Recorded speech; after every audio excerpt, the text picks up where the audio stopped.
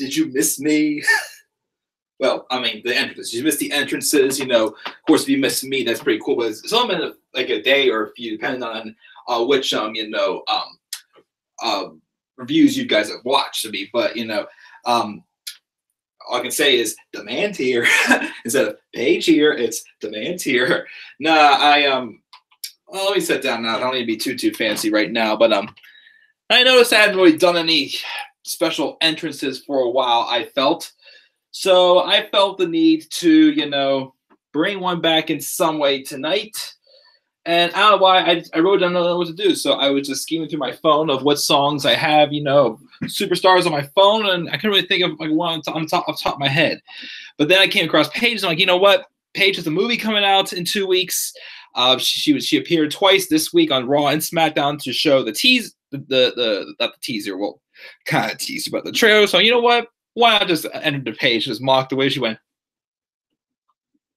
when she first made her big return a year and a half after being gone with injuries and personal issues as well. Which again, always love you, Paige. Always amazing. You're always going to be one of my favorites, and no one can replace you for sure. But guys, what is going on? This is the Club of Demand 1993, and I'm here for my live review. Well, my top 10 special of the week. This is a topic that I came across and noticed, you know what, I haven't really talked about this one yet. And I actually prepared myself. Last week, I felt a little burned out, honestly, with all the stuff going on with, AEW and WWE and, the aftermath from the Royal Rumble. I'm just like, I felt like my head's about to explode at one point last week. Yes, there's still a lot going on this week, whether it's, rumors about Randy Orton leaving, going to AEW, or the Usos go to AEW, or AJ Styles or Sasha Banks, Dean Ambrose, the Revival, the Canellises. Who knows? Maybe John Cena will end up in AEW for all I know. But I did hear a few minutes before I went live that apparently Kenny Omega is at that rally they're having tonight for AEW. So Kenny Omega is in AEW, which is the correct move to make. I for sure agree, because I feel like he's someone who should stay away from WWE. Do not get that poison on WWE. Do not swallow that poison of WWE. You haven't been there yet. You made a name for yourself in New Japan and outside of the WWE. Go to AEW. You made the right choice, Kenny. I haven't seen much of you though outside. I just know you're awesome. So yeah, I am again still itching my way to checking out a Double or Nothing for AEW when that happens in May. So we'll see how that goes, and we'll go from there. See if I actually will get hooked on AEW or with not. But I'm slowly, pushing myself more to watch AEW, especially if Jericho's there. Neville, Cody Rhodes, now Kenny Omega, a few others rumored to be leaving for AEW. Of course, that Vince will probably hate me for that. But hey, sorry, buddy. But yeah, anyways, no talking about AEW right now. Let's get to this top 10 special of the week. I want to do 2 top 10 lists. Now, originally, it was going to be a best and a worst.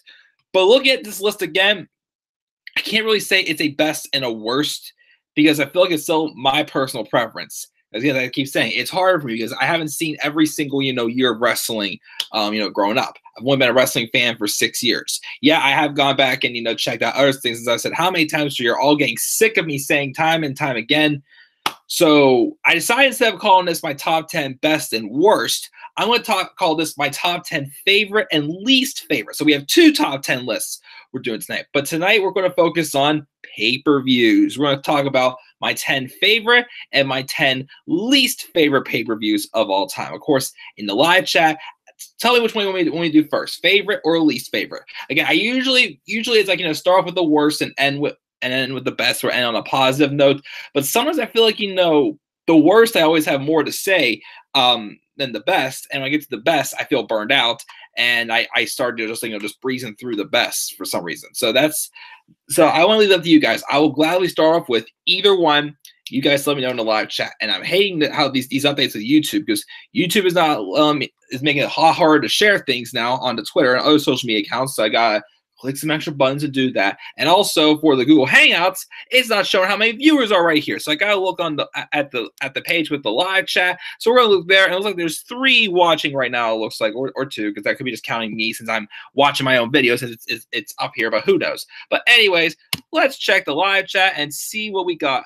Here. We got Elite Squad. The hell? Yeah, I know. again, I'm strange as hell, Elite Squad, but thank you for joining me.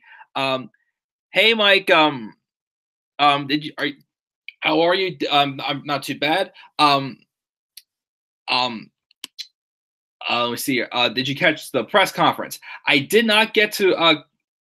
Um, Crap. I lost the train of thought. I did not get to catch the press conference yet for AEW for sure, but I did hear that Kenny Omega did show up for sure. So that is again, it's a good thing to say for sure.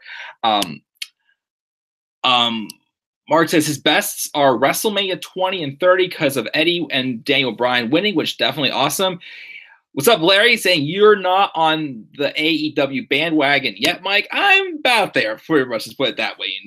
I just wanted to hear a few more names. I don't know. I guess right now it's because I'm so back and forth. I'm trying to be focused on WrestleMania since I'm going to be going to WrestleMania 35, which I'm worried about that now since there's a lot of names being told that they're leaving WWE right now. I feel like it's just a mess right now with with WWE losing people, AEW's gaining all these people, and it's just like, oh boy, I'm switching over to I'm going to get more on this promotion than this one. It's just like just all this back and forth juggling around. I can't decide what the heck to focus on here, but yeah, I'm pretty sure I will be checking out Double or Nothing in May for sure, which is a good time to try to do it because I like you saying, I feel WrestleMania 35 needs to capitalize big time. Because if it does not, WWE is going to be a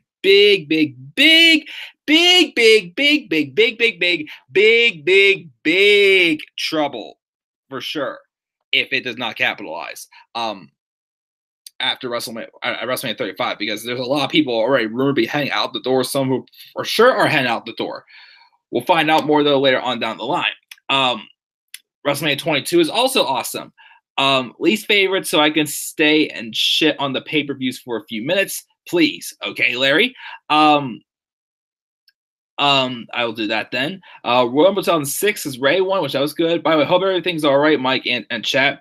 Yeah, not too bad. Definitely. Again, a couple nights ago, I couldn't sleep. I didn't sleep well a couple nights ago, but I slept better the next couple nights. And then tomorrow, guys, as I mentioned before, I'm going to be meeting Roman Reigns. He's going to be signing autograph at the World of Wheels convention in downtown. Again, as always, I know I've crapped on his booking for how long, but again, as I say, I respect the man for sure. I definitely wanted to just go and see how he's doing, and give him my support and whatnot. So I will try to get a vlog video up for that tomorrow as well, at least showing the photo. I'm in a little bit of a rush, with going to the autograph and going to a big family dinner afterwards. So I'm going to kind of be not be able to make it as in depth as I had before with my 3 videos I made of meeting superstars, which again have been Daniel Bryan in 2016, AJ Styles in 2017. Last year was Kurt Angle, so this year it's going to be Roman. So if it was someone that I didn't really care about that much, if it was Zack Ryder, I probably wouldn't go. I mean, I'll respect the Zack, but is he worth waiting that long of a line for, though? No offense, but Roman again with his current situation, I'm like, you know what? I gotta do it. I gotta show him the respect and whatnot. So I'm gonna be meeting Roman tomorrow night. Rumble this year because Becky and Seth won, which yeah, I mean, here's the thing. I know again, the biggest problem with this year's Rumble pay-per-view was the fact that it was too long. And yes, they could have maybe dug a little deeper with some storylines in the Rumble match. I do agree, but it was still a fun show for sure. But definitely, no, that's a good honorable match for sure. Mark, WWE is dead. I'm already on the AEW bandwagon. Again, I'm getting on that bandwagon because again, I want to see Neville again. I want to see Cody Rhodes, Chris Jericho, now Kenny Omega. Want to get more behind, and probably if Ambrose goes there, and eventually the Revival and so many other people, who knows? Maybe AJ will go there. Don't know. Randy, our contracts are Randy again. It's crazy. So again, I'll probably most likely check out Double or Nothing. Larry said the ticket party wasn't as good or interesting as the first conference, Double or Nothing, but it did its job. I think because we finally got Kenny for sure. I'll try to overhype AEW for now, but I'm definitely on the bandwagon. This is what the world wrestling needs right now. And yeah, because it's a company to allow them have more creative freedom and not just well, I'm using the list as a term for script because on this list is paper, and paper means a script. So you have to have scripts. Literally, I was sent literally a script from back in the 90s or whatnot, and it was literally just a couple of little bullet points. That's it. That's all it needs to be, not exact word for word. And Nia Jax come out saying stuff like, "People are talking about me because I'm just awesome." It's like, no, that's stupid. It's flat. It sucks. But yeah, uh, yeah. Tomorrow, yeah, so I'm gonna see him tomorrow. Have fun meeting Roman Joe for sure. Pac Neville is looking like an absolute legend right now. He's a beast. I've seen a few photos. He looks really jacked up for sure. But I miss Neville. I definitely look forward to see what he does with AEW, and I'm glad that he got the hell out of WWE because he should have been he should have been a main eventer. He should have been like again. Well, I shouldn't say underdog main eventer, but he should have been tearing shit up in the main event for sure. Again, guys, remember that match in 2015 he had with Seth Rollins on Raw just a few weeks. I just realized I don't have my computer plugged in. So just in case my battery would die during the stream, don't want it to die. Again, that match he had with Seth Rollins when he came this close to winning the title. Remember that, guys? Like it showed he belonged in the main event. And Seth Rollins, yes, wasn't booked the best as champion. You know, when he was able to put on good matches, he put on hell of matches. Just look at that match with Neville. But yeah, I definitely look forward to seeing what he's doing. I have to thank you, buddy, for introducing me to a Deluxe Man. I love the guy's videos. Now, for sure, definitely, he definitely, always has a lot of good to say for sure. He was one person that I was first told to check out as well when I became a wrestling fan. So, he does give some interesting, opinions as well for sure that I usually try to attend and listen to. Of course, the one time I did leave a question in my Q&A and he completely butchered my last name, but it's totally cool. It happens. Everybody spells my last name wrong. Also, I don't have to write it down on paper. They still mix up the E and the I. I don't know why. But without further ado, since Larry requested us starting off with my least favorite pay-per-views first, I will start off with the least favorites. Now, let me see here. On my least favorites, I do have one from way back in the 90s, but just because, I didn't want to be that cheap because again, I have watched another thing about these lists too. I didn't want to make it all, all WrestleManias or all SummerSlams because, again, if anything, I've watched all WrestleManias. Can't remember them all, of course, but, I've watched a good amount of them. I watched them all for my review series, all the Royal Rumble matches, all the SummerSlams. Again, my next retro review series, I want to do it when I get the time, is watch all the NXT pay-per-views that I have not seen or reviewed on this channel, which, again, I've skinned. For NXT review takeovers, I've seen. The first one I ever saw was TakeOver Revenge. I wasn't watching NXT full-time yet. And I've watched them all ever since except for Respect. And I didn't see Respect, but all the ones beforehand, I want to check out and do reviews for those for sure. So I try to mix it up and not just have WrestleMania 9, WrestleMania 11, WrestleMania 27, WrestleMania 32, all these, like SummerSlam 95, SummerSlam 2017, and whatnot. Like I didn't want to put just all of these big pay-per-views in here. I didn't want to overload the NXT takeovers also because trust me, we can put how many NXT takeovers with some of the best pay-per-views for sure, especially most of the ones we got last year. I, again, want to kind of, spread this out a little bit and give it, a fair share to different pay-per-view concepts for sure. But yeah, so let's go from there. And yeah, I will get started here. So let's get right into this. First, I saw a couple more chats come up with a lot of chat, though. Larry's doing the least favorites. And what's up, Jay? Thanks for joining us again, Jay. He says, man, that AEW conference honestly bored me to tears. Kenny showing up was epic, though predictable. Lucha Bros showing up was moment of the night for him. And then maybe Vince should do what Ted Turner did and sell WWE because there's no way he's going to be able to up his game against AEW. And honestly, again, I agree. It's why I feel like WrestleMania 35, again, needs to really, blow us out of the water. Because if not, then WWE may be screwed. And I'm not joking. I am literally afraid for WWE. But then again, I should be because they're not even trying right now, it feels like. Unfortunately, that is true, Jay. It wasn't so great this time. Kane was expected for weeks also. And Mark says, rest in peace, WWE. It was fun while it lasted. Yeah. Whenever it was both great, of course. But yeah, guys, let's get started again. These are my top 10 least favorite pay-per-views of all time. Starting off with number 10. And my number 10 is SummerSlam 2017. All right, so I think when I did my retro SummerSlam review series, I think I gave this SummerSlam the third worst grade out of all of them. I think SummerSlam's 95, and I think think 95 and 2007, I think, were lower than this, I believe. I'm not sure, but I can't remember those too well off the top of my head. Because I haven't watched them for a while. But SummerSlam 2017, I gotta say the first half of the show was what made the show awful. The second half was better. The main event was awesome for sure, though. The show, the main event was the best match of the show. But let's start by saying this. First off, they had a match of the night candidate, the show, on the pre-show.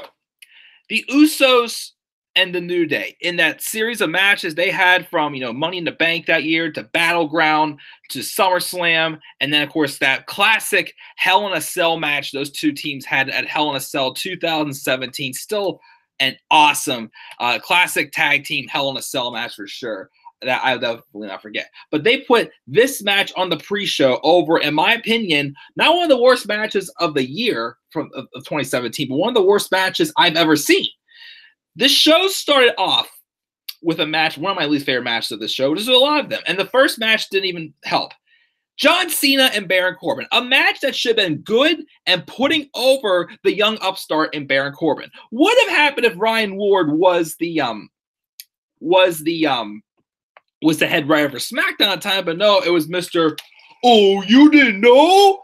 Guy on SmackDown tanking ratings and whatnot, as Elias mentioned this week on Raw, which once again, how could you boo him? And I'm sorry, we have to boo him. He's a heel again, but up your WWE. Anyways, this was literally that whole week where Corbin had momentum going. I was digging him big time, and then boom, the week before, they decided to have him fail his cash into Jinder Mahal and have John Cena be Super Cena and literally just, act like Corbin is a joke. And what made me even more mad about that match is the fact that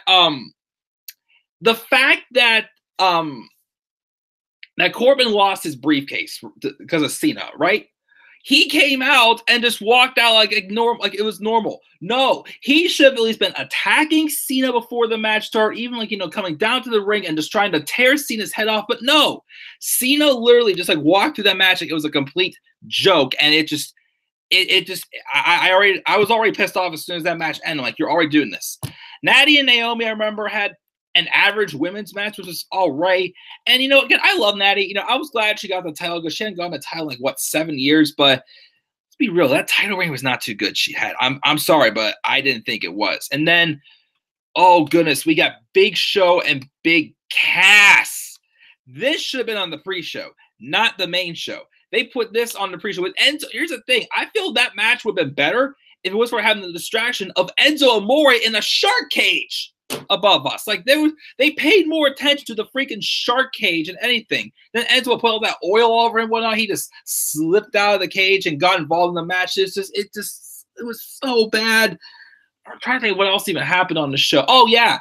The 10-second burial of Rusev also. Randy Orton and Rusev. A fresh match I had wanted to see for quite some time, actually. We never really had this feud before. And the moment the match starts, have Rusev just beat down Orton for 2 seconds. Orton didn't even have his jack up, and he gets an RKO on Rusev, and that was it. I'm like, are you? I was done. I almost literally just walked out the door. I'm like, I'm done. This pay-per-view is over. This sucks. The second half was a little bit better because Sasha and Alexa was an all right match. Could have been better, but Sasha won. But of course, 2 weeks later, she drops the title again because Sasha cannot retain her freaking championship. But then the only two matches I remember on the show that I actually enjoyed. Oh yeah, of course. Also, we throw in there Jinder Mahal beat Shinsuke Nakamura clean for the first of 2 times, and this is before we got that stupid look at his face. Those stupid segments of us laughing at Shinsuke's face. God, that was awful. That just sent Shinsuke down the pipe big time for sure.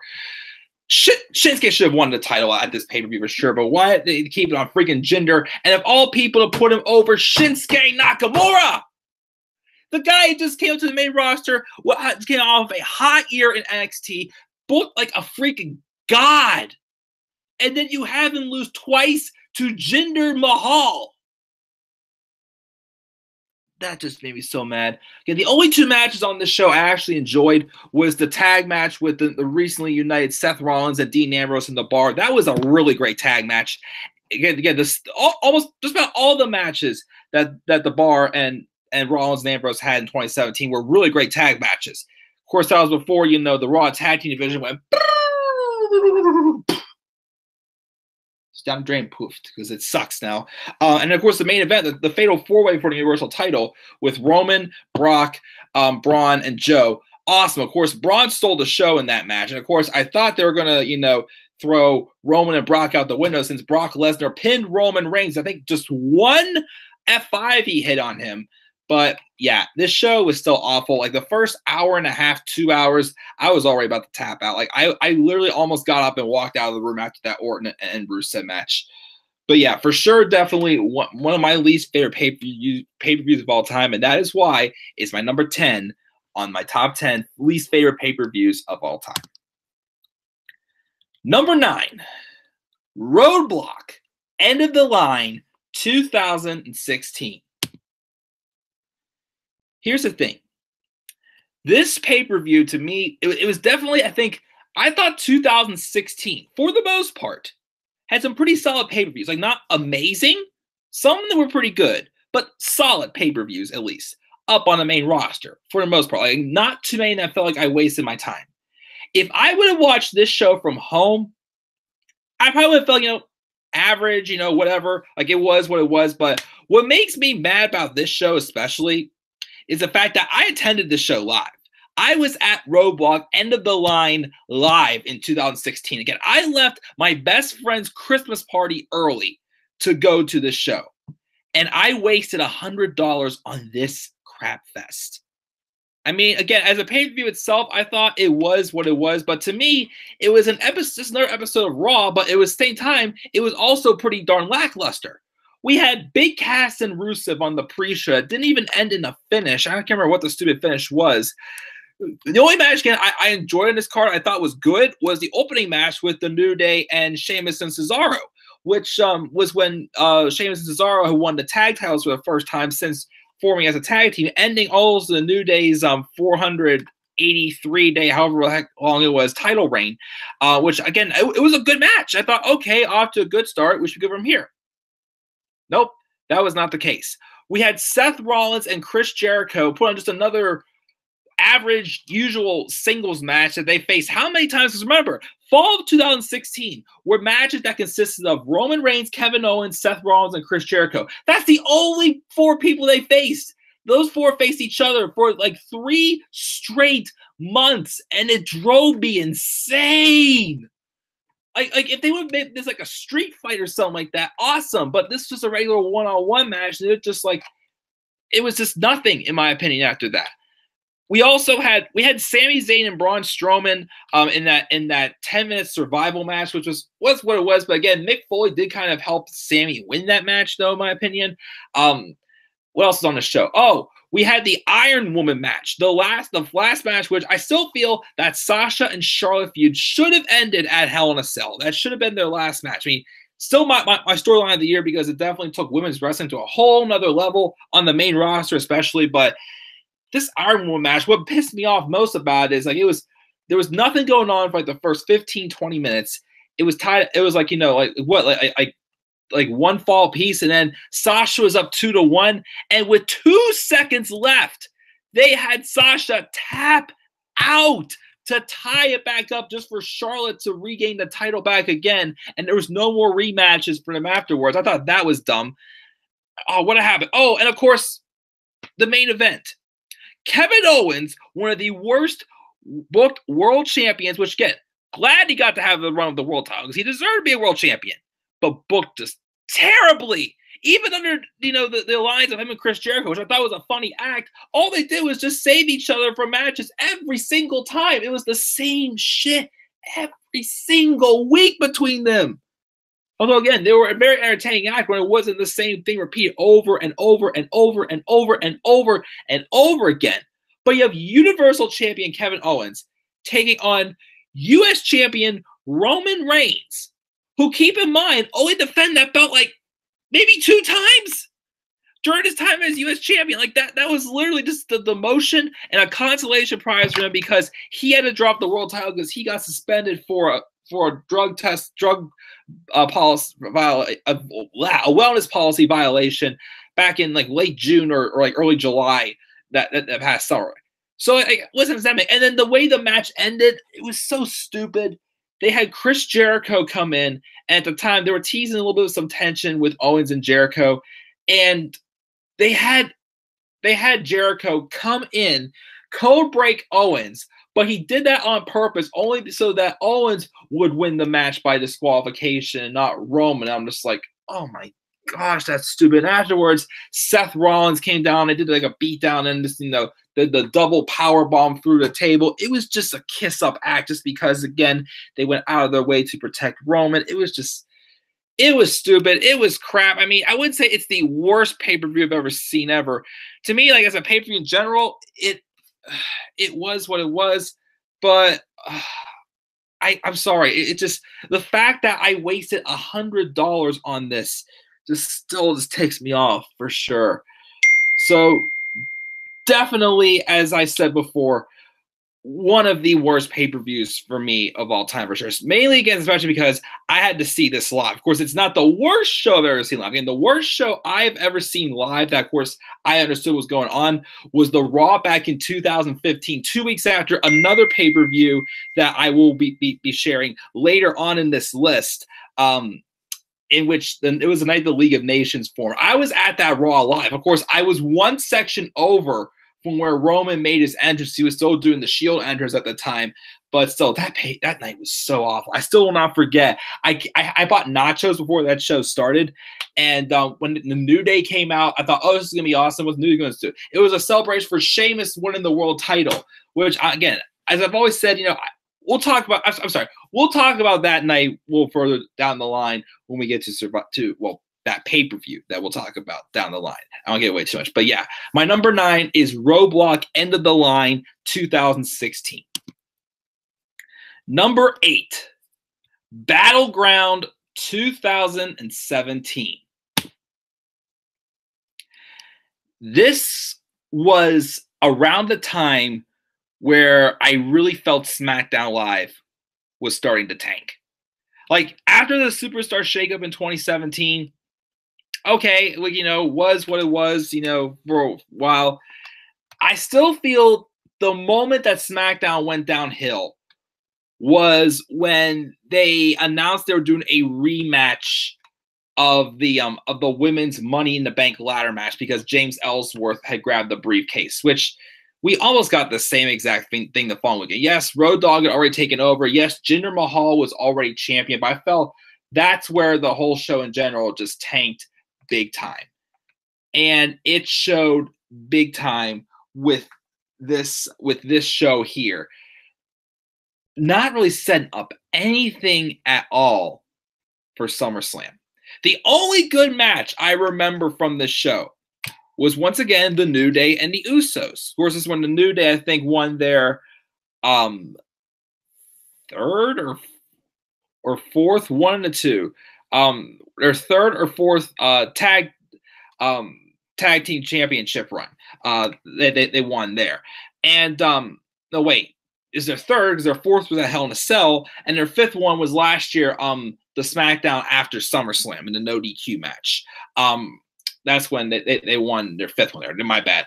But other than that, the rest of the show is just garbage. By far, easily the worst pay-per-view of 2017. We had a fatal 5-way for the number one contendership for the SmackDown Women's Championship for SummerSlam, which that match made me angry because, again, all respect, I was happy that Naomi got to have a run as SmackDown Women's Champion.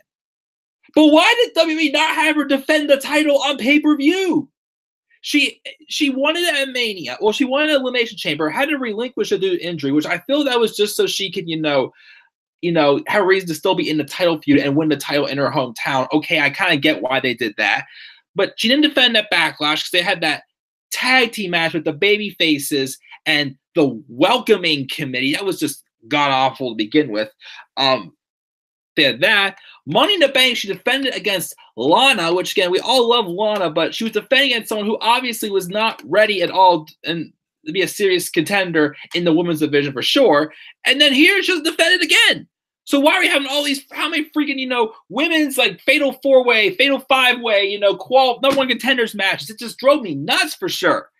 We had a match with Kevin Owens and AJ Styles, which they're bad. I still think their best matches either at Backlash or at SummerSlam. The match when Shane McMahon. That's another match I forgot to talk about 2017. That actually was not a bad match. It was solid, but not. It could have been better. I expected better between Owens and Styles with the caliber wrestlers they are. But that match, I don't know that they botched the finish, but it literally looked like AJ literally just sat there and let Owens just roll him up and handed him back the title, which 2 nights later we had that triple threat, which was pretty good with Owens, Jericho, and Styles, which, again, Styles won the title back, so I don't know what that booking was up there. But definitely the 2 worst matches that stand out for me. Well, we also had Shinsuke Nakamura and Corbin, which that was what it was. But the problem was they were both just clashing with each other, the same time, when both of them needed some momentum. Like Corbin just won Money in the Bank. Like I'm pretty sure him losing to like a megastar at the time, and Shinsuke was not good. And Shinsuke, needed to keep his megastar. So that was probably bad timing for that feud for sure. And then we have John Cena and Rusev in a lackluster flag match that did what? Nothing for either one of them, other than be Super Cena just shoving Rusev down the drain again, who just returned from injury and was supposed to challenge Randy Orton at Money in the Bank for the championship. Instead, they had to throw it on Jinder because, we got that India tour later on this year. Well, you could have built him up there, not just, that still makes me mad they gave us that title reign with Jinder. And speaking of Jinder, the Punjabi prison match. I had seen highlights from the previous 2. I did not get that match at all. I don't know why it was happening. And here's the thing also. Why would Jinder Mahal was a coward heel champion? Why would he want to be locked in the Punjabi prison with Randy Orton? Again, that match makes no sense. It's an obstacle course. You got to climb out. And then worst of all, who in the hell thought this was a great idea?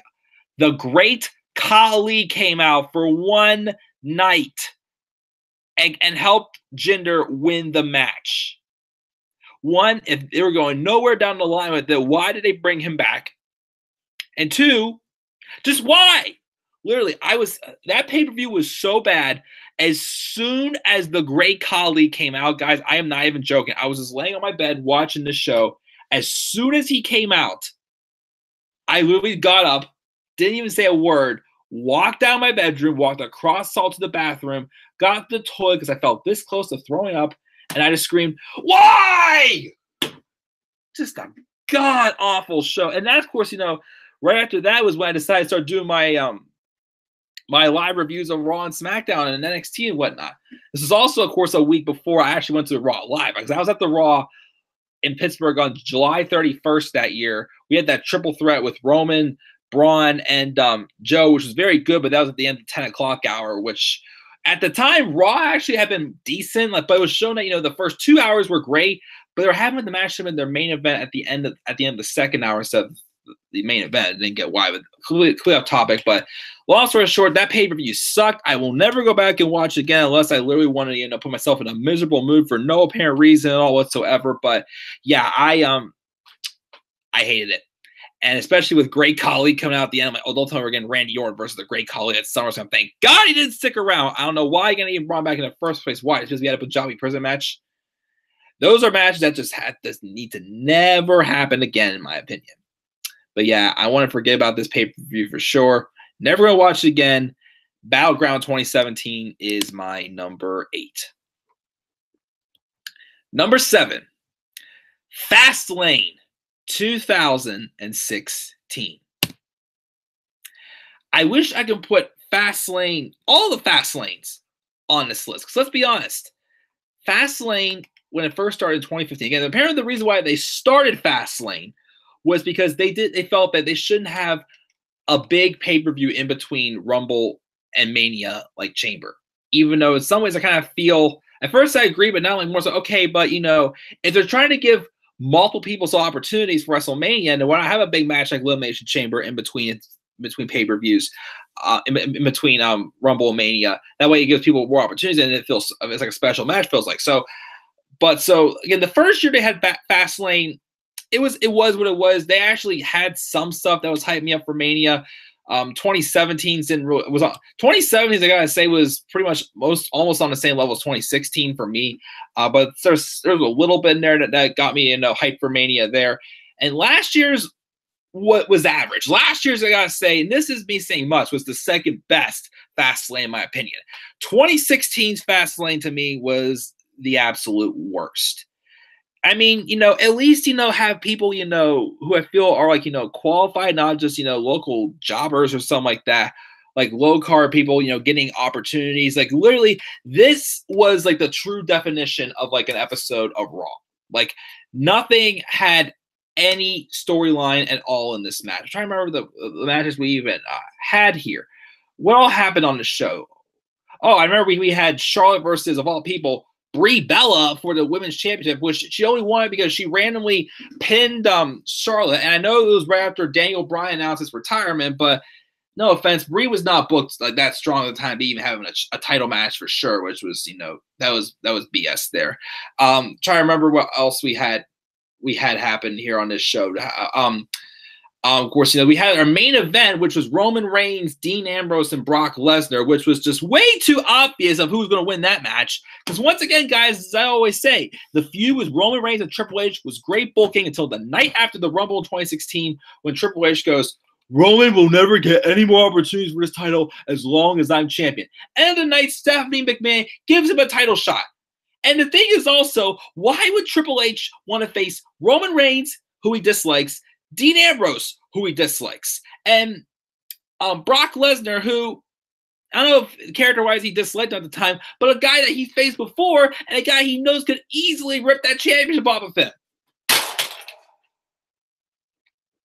I've got nothing. The match they even had was kind of lackluster too. Most of the match was just Ambrose and Roman teaming up and just taking Lesnar around and just getting the ring and throwing a few punches at each other. Like that was just ridiculous. Again, nothing on this show got me hyped for Mania. Oh, and another thing too, something I was actually looking forward on this show, but ended up just tanking and being god awful for sure. Oh, I'm sorry. One match that was good though on the show was AJ Styles and Chris Jericho. It was their first pay-per-view match, the first of two pay-per-view matches they had. That was a good match. I'll give that one credit.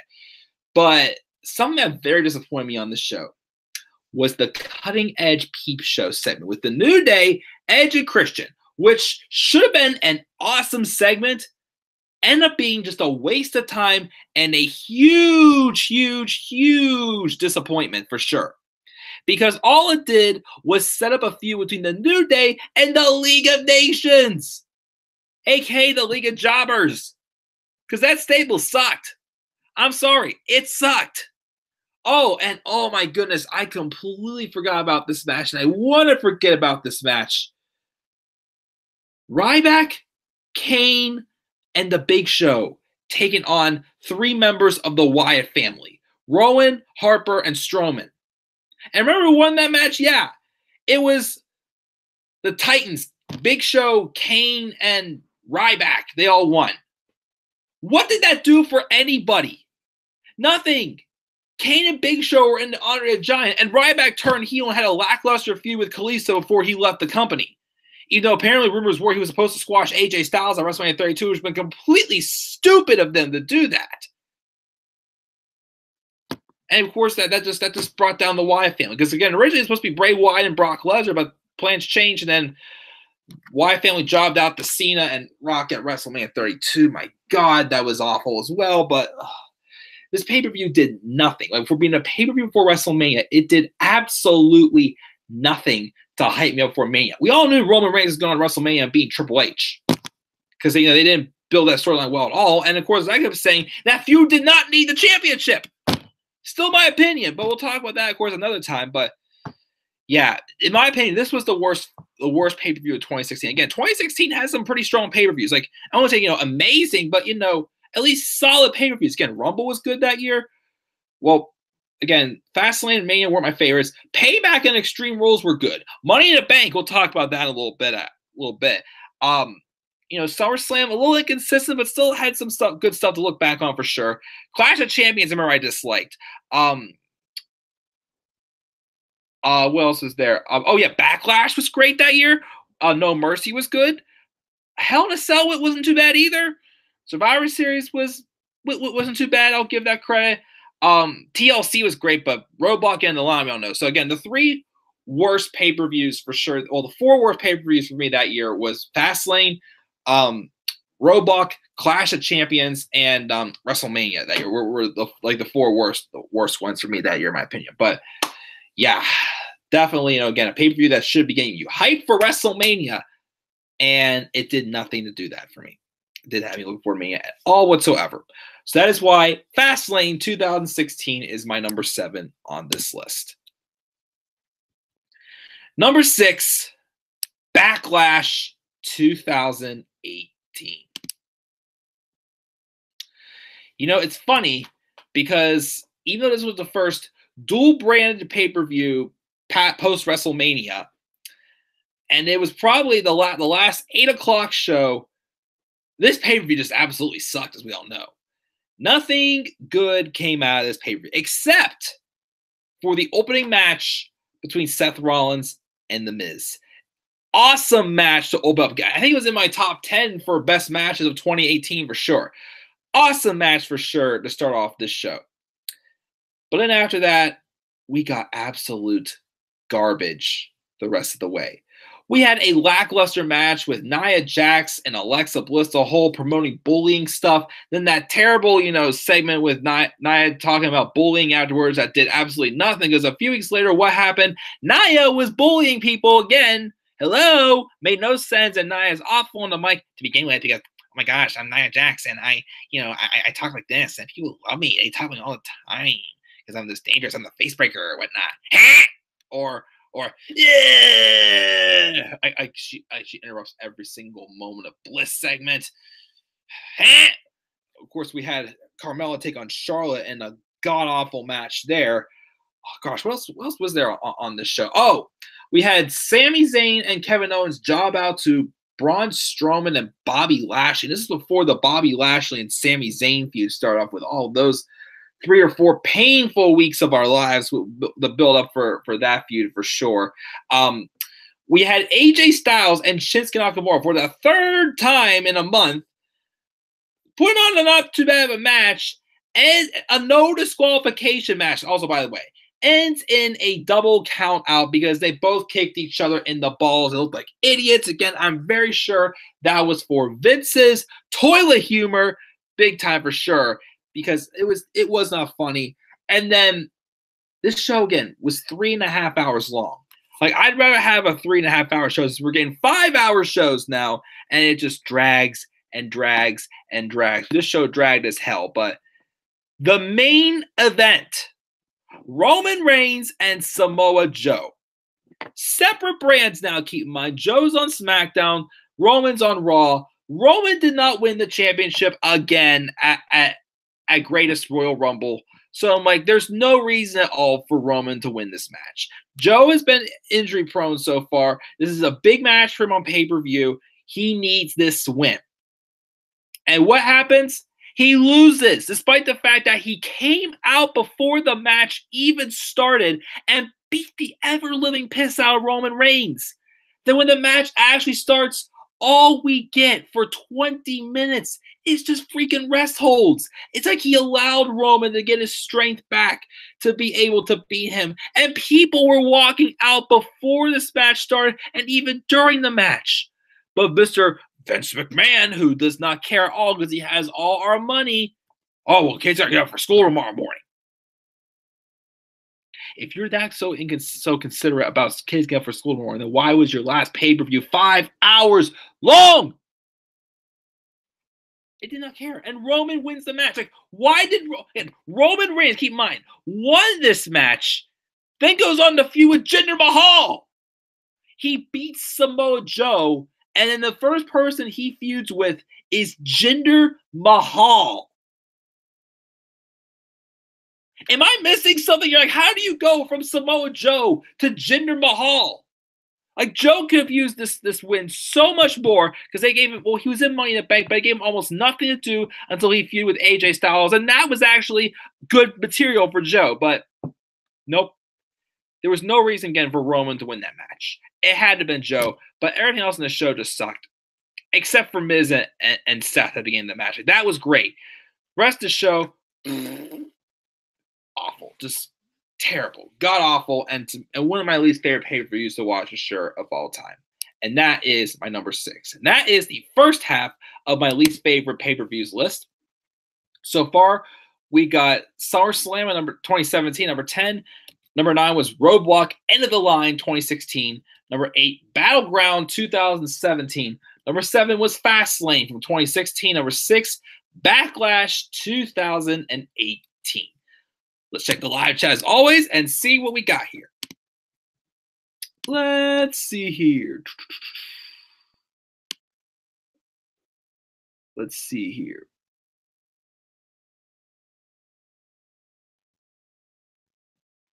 Let me see what we got here. Let's see what we got here.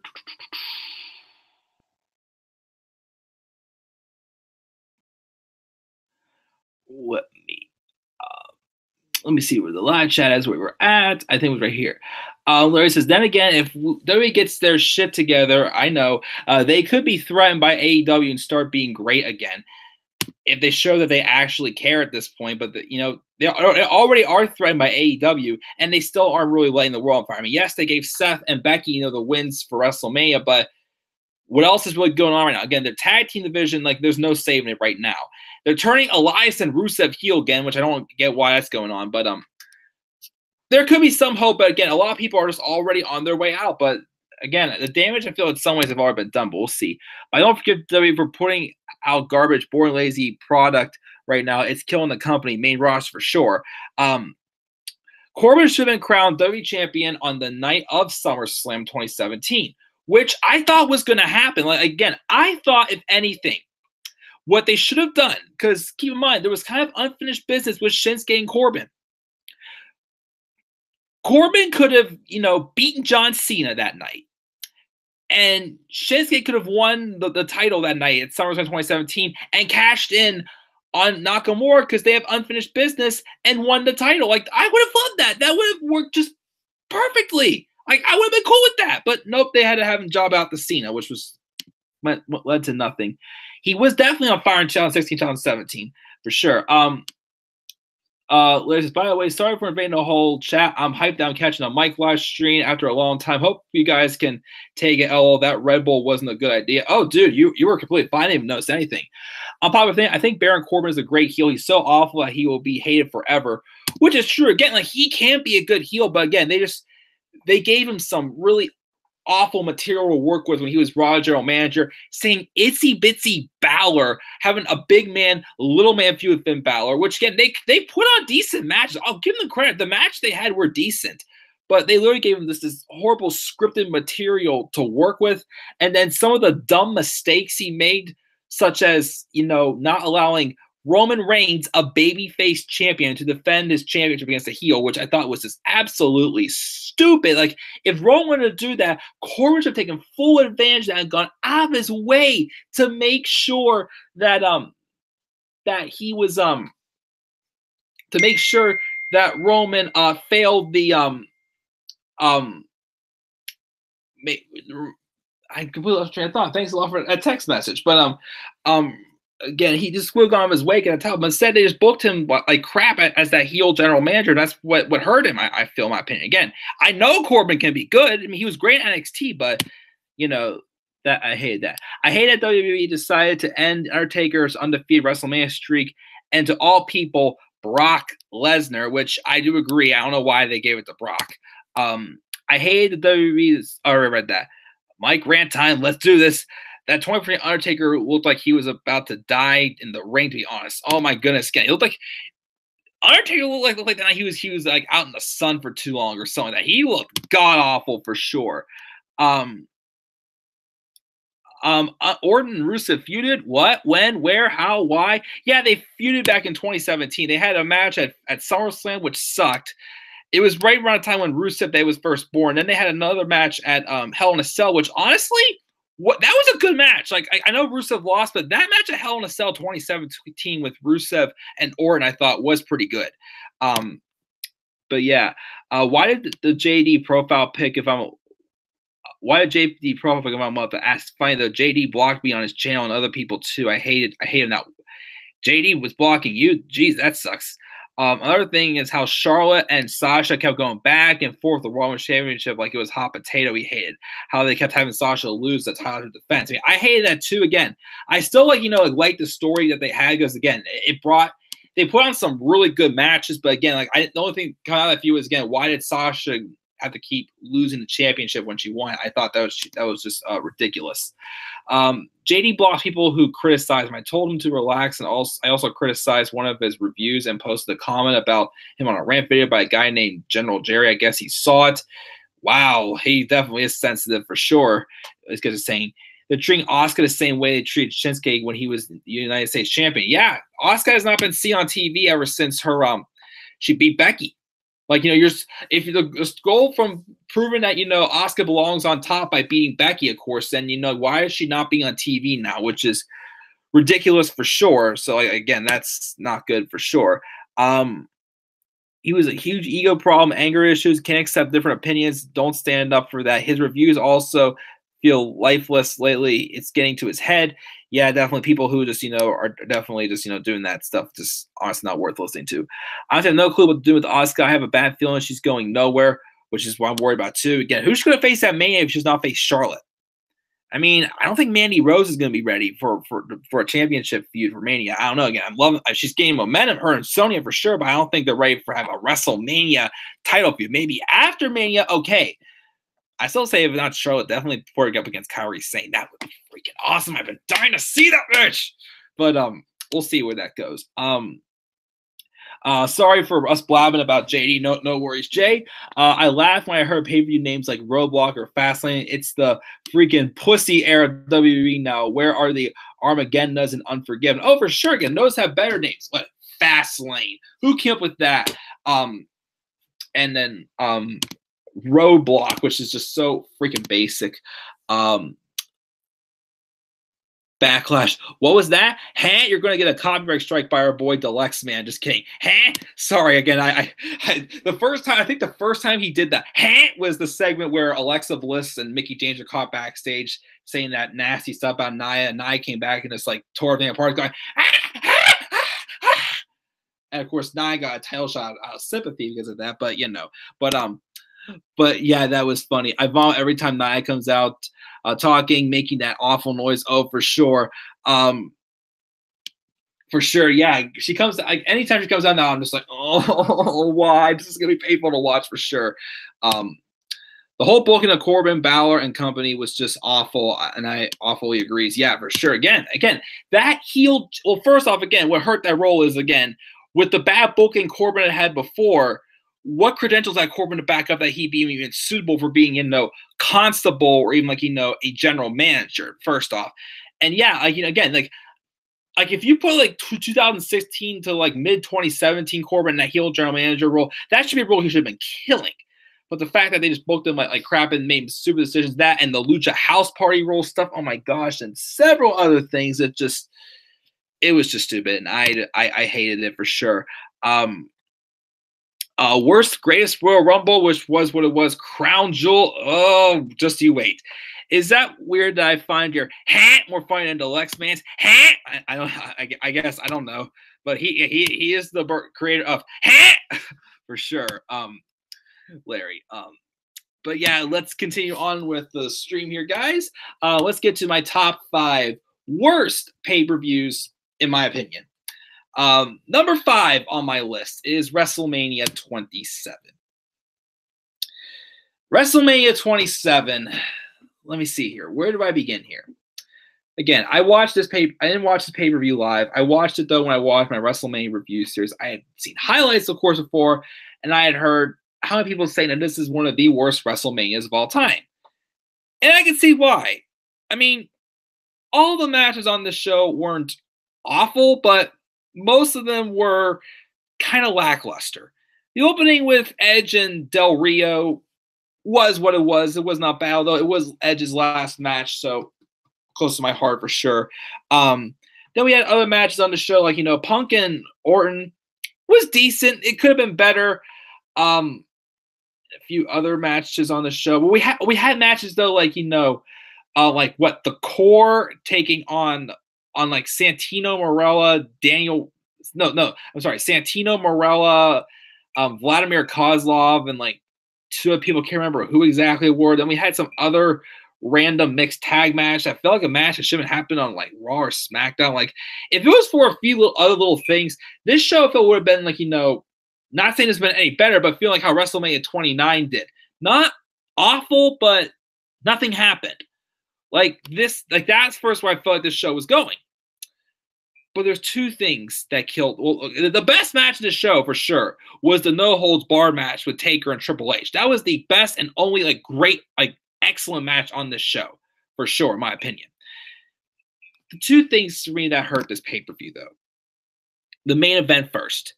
The Miz and John Cena in a lackluster, one of the worst main events in WrestleMania history for sure. Just basically there just to, set up, the feud for Rock and Cena for a year later. It was the main event was long and it turned into a segment to set up Cena and Rock for 1 year later, which, could have been a little more forgiving if they didn't do that match twice. Should have been done once, not twice. Once in a lifetime, not twice in a lifetime. But then there was that. And then, in my opinion, what really, really drove me nuts about this show, the commentary, which led to also, in my opinion, the worst match ever. Ever! Michael Cole and Jerry the King Lawler. Which, again, the commentary itself was annoying, with just Lawler and Cole just bickering back and forth the whole show over stupid shit. You see, heel commentators, I get it, are supposed to, piss us off and whatnot. But Michael Cole, again, like I didn't watch that much Raw, back in 2010 or 2011. But again, around the time where, of course, Daniel Bryan and the Next were coming up, that's when they decided to start experimenting with Michael Cole as the heel announcer. And he was just so annoying to the point you just wanted him off your TV for sure. For like ever. Like, it just drove us nuts. So they had like this bickering back and forth like 8 or 9 months, however long it was, until it led to a match at WrestleMania between two commentators. One who used to be a wrestler, okay, but a commentator who has no wrestling experience whatsoever. And it wasn't just the match that was god-awful about this. What pissed me off about this, the entrances, the match, the results of the match, with Michael Cole winning by disqualification because the anonymous GM claimed that he felt that that Stone Cold Steve Austin, didn't, was too biased towards Jerry the King Lawler.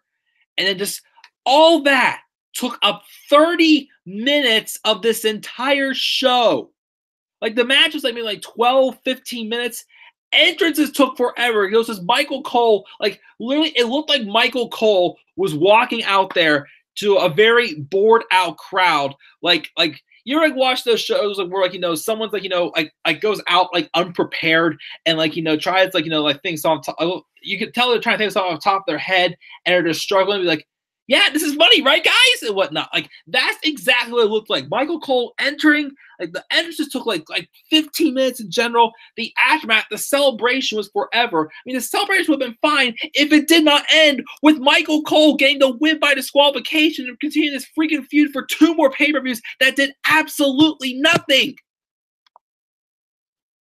And they took Daniel Bryan and Sheamus off the card to give all this 30 minutes.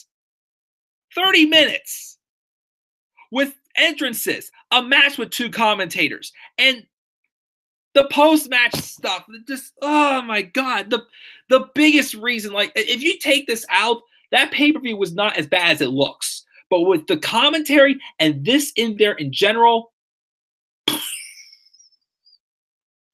drove me nuts to watch it. And again, I am still kind of glad that I was not watching Raw or SmackDown at that time, because if I would have done so, I would have gone nuts over this constant bickering with Jerry the King Lawler and Michael Cole. And even after, they made up, Michael Cole still continued to be his annoying self until He until Jerry the King Lawler suffered a heart attack, and then finally they stopped. But yeah, drove me nuts for sure. Just drove me absolutely insane, and I just literally wanted to punch someone in the face after watching this pay-per-view. Just terrible. Definitely terrible. One of the worst pay-per-views for sure of all time. At my number 5. Number 4, WrestleMania 9.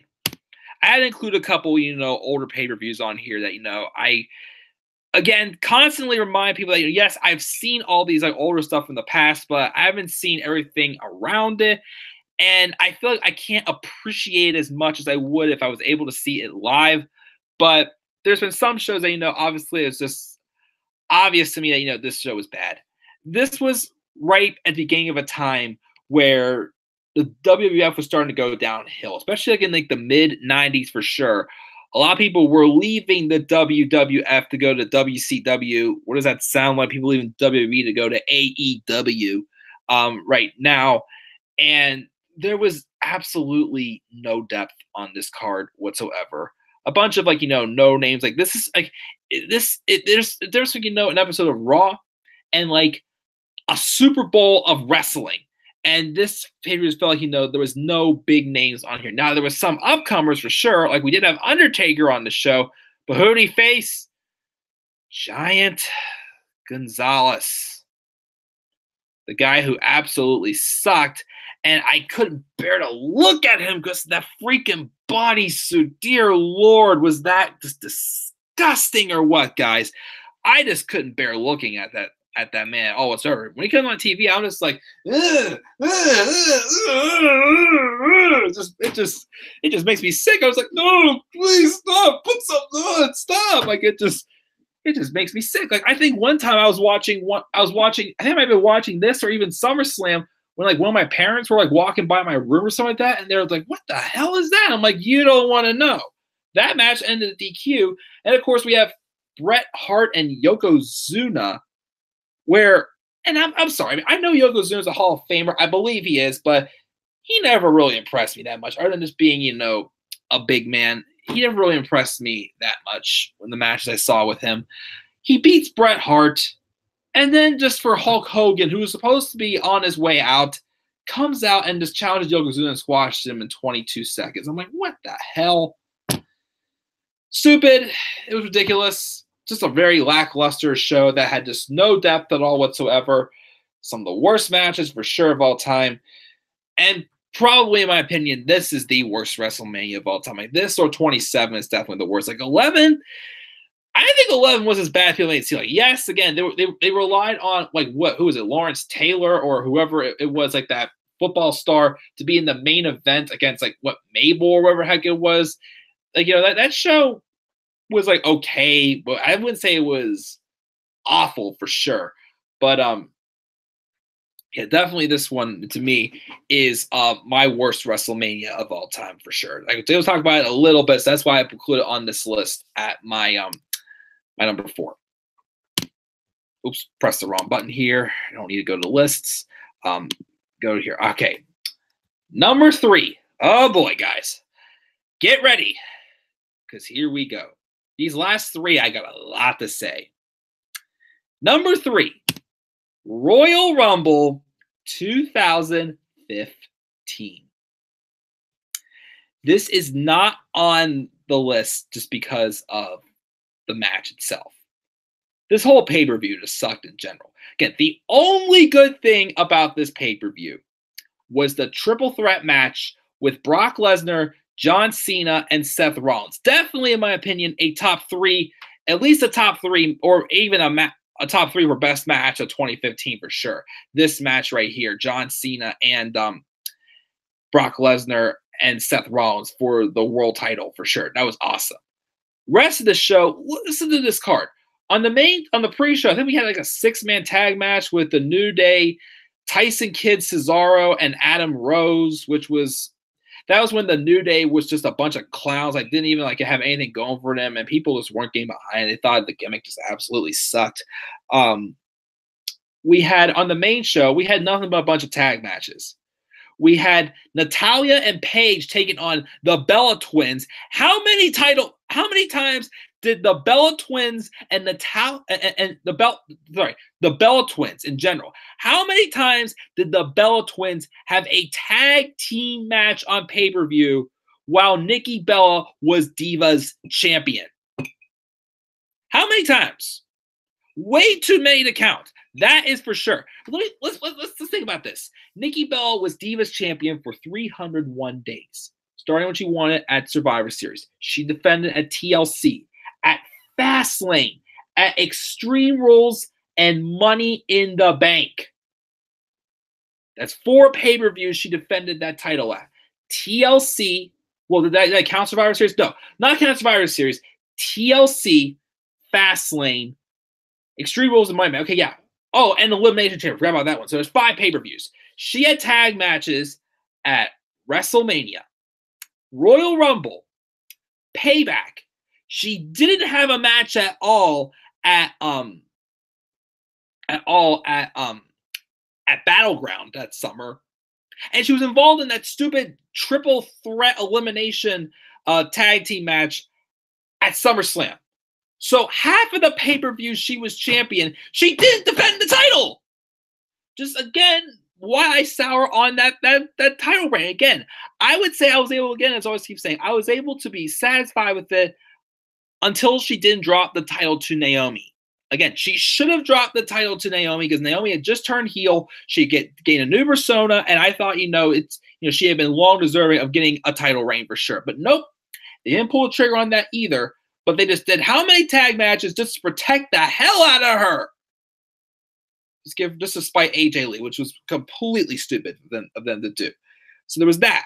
We had the Ascension taking on the New Age Outlaws, which the Ascension won, but it went nowhere for the Ascension after that.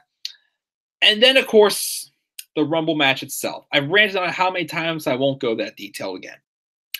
Once again, no one benefited from this because this is a night that everything just started with that long 3 to 4 year push of Roman Reigns. And honestly, first thought, they tried to push him at the wrong time. We have the tear-jerking return of Daniel Bryan, who had finally reached the top, only for sooner than to get to the top. His favorite fan, Connor the Crusher, passes away. Then his father. Then he has to have neck surgery that keeps him out, which should have been only for 6 to 8 weeks. It keeps him out for 8 to 9 months. He went through hell just to get back after he lost a title that he did not lose. He had to relinquish it just for him to literally get kicked out of that Rumble like he was nothing. And they knew that we didn't like it because, first off, they had Michael Cole saying, "I know it hurts, but face it, damn it, this is what we're going to do." Having Goldust coming out as soon as he's eliminated for Shattered Dreams. And then, of course, you had Roman Reigns win this. And not just the fact that he won it after dealing with Big Show and Kane, who dumped everyone out like they was absolute garbage. Like, literally, just the way they dumped them out looked like they was like, okay, this guy is just a joke, and tossed them out. That's how I viewed them. They come in, knock them out, pick them up, and just like, okay, cradle down like that. They literally turned the Royal Rumble match into a segment from Raw. That's how bad it was. And, of course, they knew, again, as I said before, they knew how bad this was going to be. They knew no one was going to accept Roman winning, so they said, oh, well, they won't boo The Rock, so we'll bring out The Rock just to kiss our asses. Here's the thing. If this would have led to Roman losing his opportunity at Fastlane and him facing The Rock at Mania because he's blaming The Rock for this happening, I feel in some ways this Rumble, even though it sucked, I would have felt about this Rumble how I felt about 2014's Rumble. It was not that great. It was definitely better than this Rumble, but it still, storyline-wise, led to a match that we got invested in. That's what it happened with 2014's Rumble, and it could have happened with 2015's, but instead they did not, and they literally deliberately gave us exactly what we did not want. Again, there was hashtag canceled WWE Network going, trending big time. We want refund chance. It was just awful. It was a black mark on the company for sure. Like, the whole show in general was awful. but you couldn't even give us a good Rumble match. No matter who would have won this match, no, it would have sucked. It would have gone down as one of the worst. I mean, yes, if Roman that went, maybe like, Ambrose or Ziggler or Wyatt or Bryan won it, then, maybe it would have been able to have gone down, would have been a little more easier to swallow, but it still would have sucked. But, oh, God. Just awful. Just god-awful show for sure. And that is why, to me, it is one of the worst pay-per-views of all time. Number 2. Survivor Series 2015. That was my worst pay-per-view ever until fairly recently. We'll get to that soon. This show, my goodness, I think this was my pick for worst pay-per-view of 2015. Like, no doubt about it. This show sucked. No one at all benefited from this show. So this is around the time where a lot of the injuries started to pile up. We had just lost Seth Rollins. We already had John Cena out for filming. We had Randy Orton out. We had, I think the Usos had just come back. I can't remember, but they were still out. We had a ton of people injured at this point right now. Oh, Cesaro was out also too. So the roster, I felt, oh, you know what? This is the time where WWE can go out, try to, experiment with new superstars. Instead, we got lazy writing, and once again, nothing mattering on this show except for Roman Reigns. Once again, I hate to trash him, so I know I'm going to be meeting the guy tomorrow, but, I'm sorry again, hated the booking of him. So, this consisted of first 2 semifinals matches between Roman Reigns and Alberto Del Rio, who was already bad that the WWE brought him back. Again, why would they bring him back? And then we had the match with Dean Ambrose saying Kevin Owens, which was what it was also. Then we had, I'm trying to remember, we had a couple other matches. Oh, we had Dolph Ziggler and Tyler Breeze, which was meh. It led to nothing for Tyler Breeze eventually. There was no Survivor Series elimination match, hyped up at all for this show. But then they threw together some random match with, the Usos, the Lucha Dragons, and Neville. I can't remember exactly. And who was Ryback? I can't remember who was all in that match. But then against the team of the New Day and King Barrett and Sheamus, who was still Mr. Money in the Bank at this time. And I don't remember what he said, but Sheamus said something awful that, it was something that someone would say that literally have everybody staring at you with that look like you're stupid, and you hear nothing but a pin drop in the arena. Like, it was one of those things. That's the same guy who was Money in the Bank holder and cashed in. Get to that shortly. But that match was stupid. Again, it was pointless. The traditional Survivor Series tag team match meant absolutely nothing. Like the year before, we had that excellent match with Team Cena and Team Authority. By far, one of my favorite, if not my second favorite, because I also enjoyed the 2016's Men's Survivor Series match for sure. Both those are my only 2 Survivor Series elimination matches I've enjoyed in my early years as a wrestling fan for sure. So we had those two matches. That match, again, though, 2015 was awful. And we had Paige and Charlotte, who should have had a good match, get crapped on because the crowd just was just dead and out of it for sure at this time. This was also right after that segment where Paige had, dissed on Charlotte's brother without having the Flair's family permission to do that. And then, we had this. It was the 25th anniversary of The Undertaker's debut, okay? I get it. They had him and Kane take on 2 members of the Wyatt family, and they literally squashed the whole Wyatt family like they were nothing. Like, it was a segment. It was a segment that just made the Wyatt family look like absolute jokes. I get it. It was the anniversary of the Phenom, but again, just absolute jokes they made out of the Wyatt family through that segment. And of course, we had Roman Reigns and Dean Ambrose for the championship. We all knew Roman was going to win, but Roman and Dean put on just like a 12-minute match that just didn't even get out of first or second gear. That could have been great, but instead it didn't lead to. And here's my thing. If it would have been Roman and Rollins, like it was supposed to be before Rollins got hurt, I was definitely speculating a Dean Ambrose heel turn that night. I thought that was going to be the night we were going to get a Dean Ambrose heel turn. But then afterwards, of course, we have Triple H come out to congratulate Roman. Of course, all this confetti coming down because it's Roman Reigns, for crying out loud. Just to have Sheamus, who earlier in the night again had a line that made him look like a total idiot who was not. I mean, again, when Sheamus first turned heel, him winning Money in the Bank was a great idea for him. They just booked him like garbage with that briefcase. And then they have him beat Roman Reigns to win the title after cashing in the briefcase and just give them just a lackluster, terrible feud. Again, Professor Tater Tot. And I've always said this too, I respect the hell out of Sheamus. I mean, I like Sheamus. He's a hard worker. You know, he's done great stuff with him and Cesaro. And, you know, other odds and ends here and there, you know, he's done a lot outside the company. I have all the respect for him. But as a main eventer, I'll be honest and say he's never been booked that strong. I'm sorry. Again, just my opinion. He has not been booked that strong as a main eventer, I felt.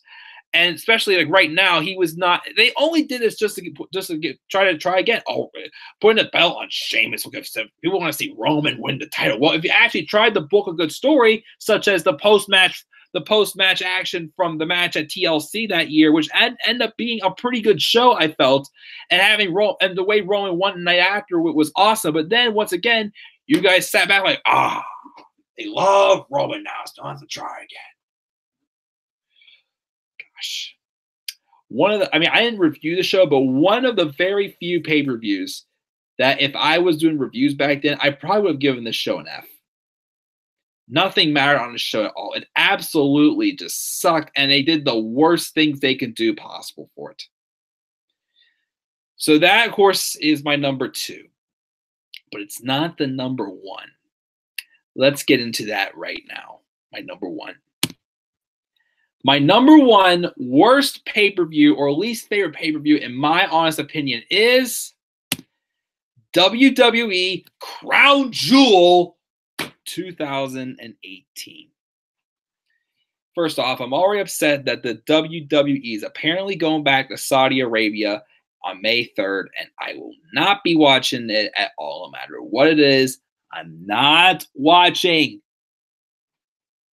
Because if you know the controversy in Saudi Arabia, first off, the WWE should have at least, moved this to a different venue or just cancel this event at all. But nope, they just showed that this is nothing but a pure blood money show for sure. And that's why I made the statement. I chose not to watch this pay-per-view because of that. And I sure as hell glad I didn't.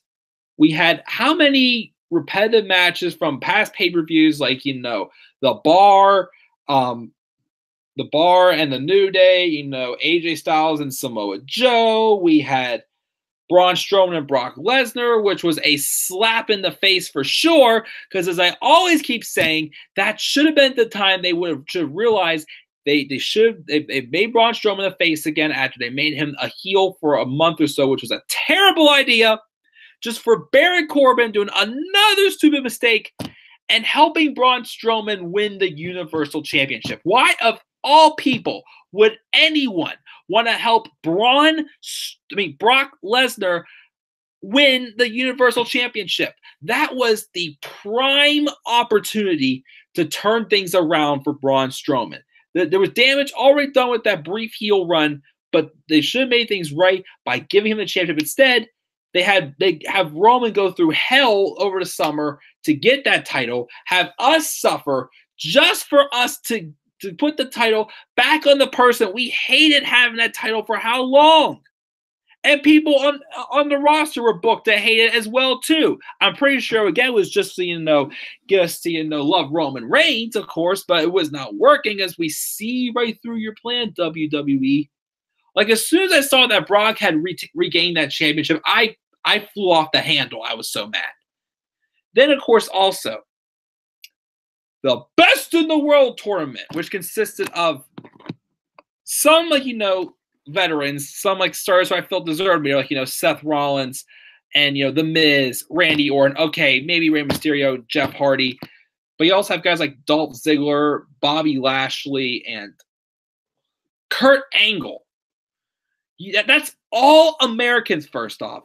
And then two, of all people, you have Dolph Ziggler, who, again, I love Dolph. Don't get me wrong. But definitely at a point where I just don't believe WWE has anything serious for him anymore. Like, they can try to trick me all they want when they actually book him properly, but I know it's not going to last that long at all. The moment that piece ends, Dolph's done, it feels like. They had him beat Kurt Angle clean and get to the finals just for Shane McMahon to win this trophy. One, it was all Americans, and two, if it was the best in the world, then why was only your Intercontinental Champion in there? Why wasn't any of your other champions in there? Like, why AJ Styles should have been in this at least? Or, I don't know, they wanted the Crown Champion, they should put Brock Lesnar in this as well. Not just throwing like just random people in here for nothing. This whole pay-per-view was just blood money, a slap in the face, and just, I've ranted on it enough, and I don't even want to talk about it anymore. So, like, you know, just for just what this pay-per-view stood for, definitely a pay-per-view that pisses me off the most, and that's why it is my worst pay-per-view of all time, again, in my opinion, though. And that, guys, is my top 10 list of my worst or least favorite pay-per-views of all time.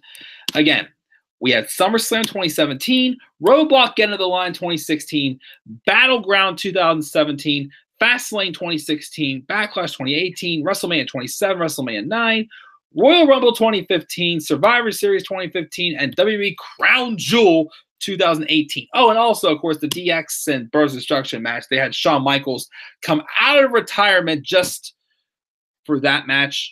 Of all things, you wasted Shawn Michaels' return match from retirement at a pointless network special pay-per-view that no one cared about. That was nothing but blood money. You couldn't have, like, you know, had Shawn Michaels come out to wrestle like AJ Styles at WrestleMania 35, or even Daniel Bryan if you want to have wrestle at WrestleMania 35. But no, you've already wasted that, and now balding Shawn Michaels wrestled at a pointless pay-per-view coming out of retirement. Oh man, I've ranted on that one enough. Let's check the live chat before we move on to the first one. Let me see here.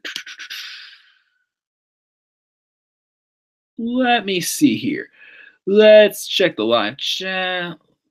Let's see where we were at here.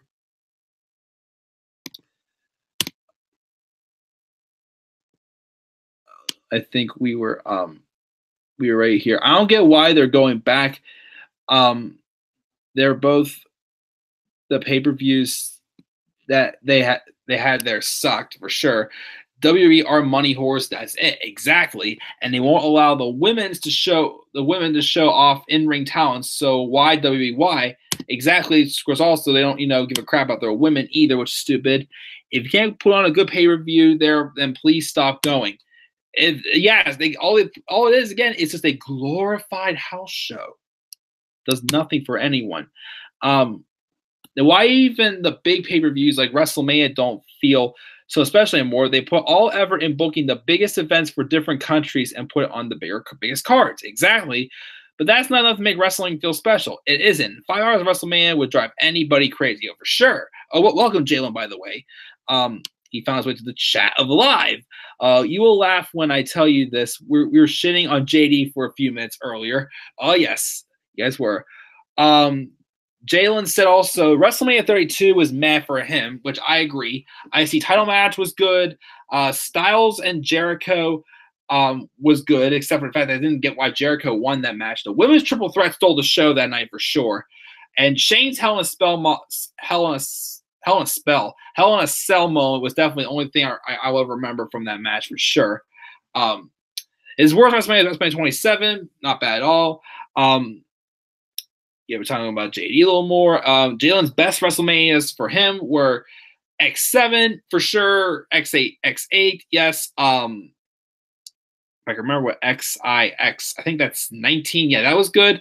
22, big time. 21 was great also. 23, All Grown Up was not bad. 28 was fun also. I like 28. Big time. I won the way of making it big time. That was a fun show for sure.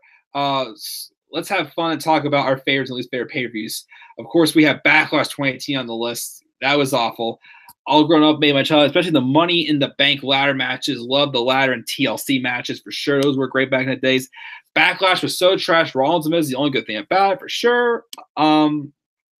I hate the fact that Money in the Bank has to be a pay-per-view. And if I can be honest, it felt so freaking special having one great ladder match and that one match in WrestleMania only, which exactly once again, like, why we have to have all these, gimmicks like, Money in the Bank, Hell in a Cell, TLC, Extreme Rules, all of them be a pay-per-view name. Like, it shouldn't have to be just that. Like, it takes away from the value of the match for sure.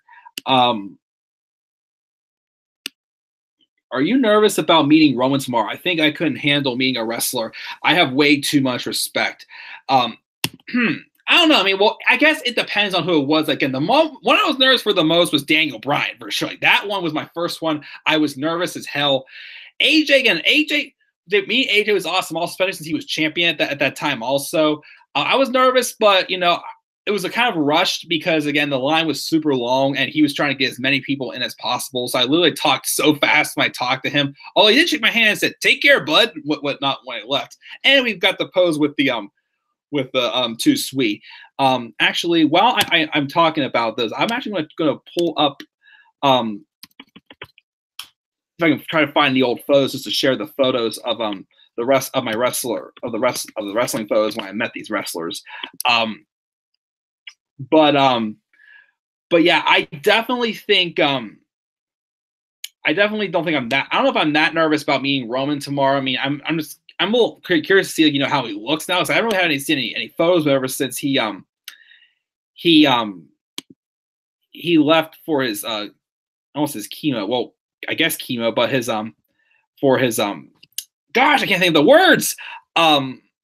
Since he left for his for his leukemia. That's what it is. I'm trying to download these photos here, but how am I supposed to? Options here. Download. That's right. Try to find things on Facebook. Okay, I got that one. Taking forever to load here. Here we go. Here's AJ. Download that one. And then the last one I had, okay, where is Kurt? Kurt. Gotta go back in time a little bit on here. Shouldn't be that much further. I get to my Seattle photos first. Sorry, guys, I just wanted to show you these, my photos of me meeting my superstars. Well, not my superstars, but the superstars that I did meet. My back is itchy also, by the way. Should have done this ahead of time if I wanted to do this, but no, I'm not really that nervous about meeting Roman tomorrow. Here's Kurt. Download that photo as well. Okay, let me hold this on here. I will show you these photos really quick here right now. Let's X out of here, get on my Facebook account. X. There we go. All right. Downloads.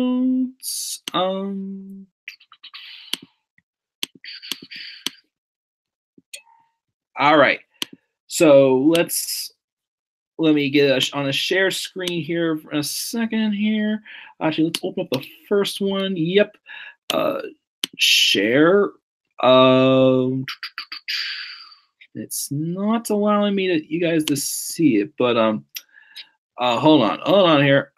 Where did this go? Here it is.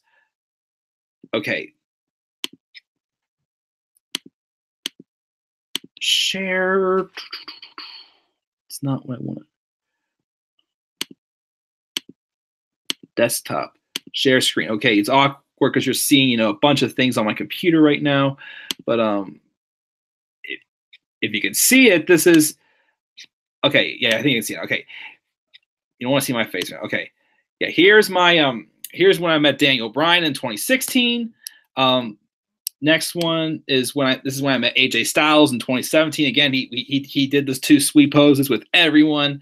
And then this was last year when I met Kurt Angle and talked about WrestleMania 21. I popped big time this past week on Raw when he talked about about that match. I'm like, I talked about that with him.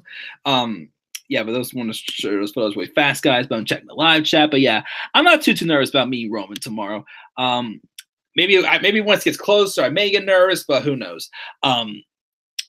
Every year I wish Money in the Bank was back in WrestleMania for sure.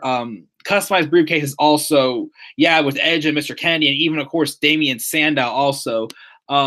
When I hear Money in the Bank, I'll always think of that awesome Shelton Benjamin spot where we ran up the ladder and clothesline Jericho off of it. I forgot about that spot. Thanks for reminding me about that, Larry. He forgot about the customized briefcases also. Shelton Benjamin in Money in the Bank period was epic so much. I wish he actually won at least once, which he should have. Just like Kofi should at least win the Royal Rumble one time, all those crazy spots. He would have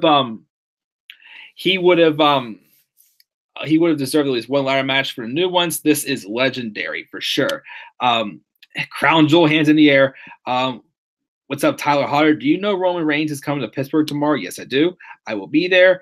It sucks because we haven't seen a great cash-in 2 years. Corbin and Strowman failed. Hopefully this show will be different for sure.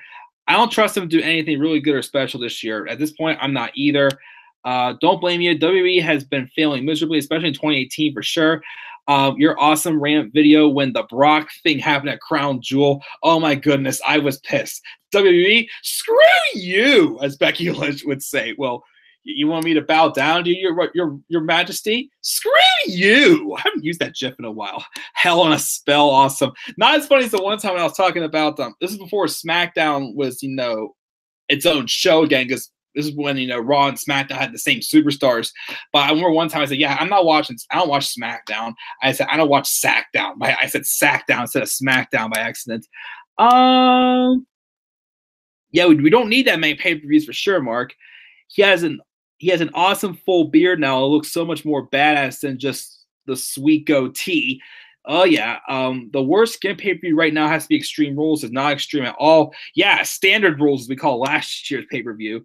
Nice. All the pay-per-views named after the gimmick matches don't feel special. Bring back One Night Stand, yes.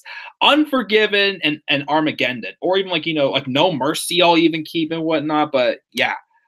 I said earlier that we're in the pussy era with pay-per-views like Roadblock and Fastlane for sure.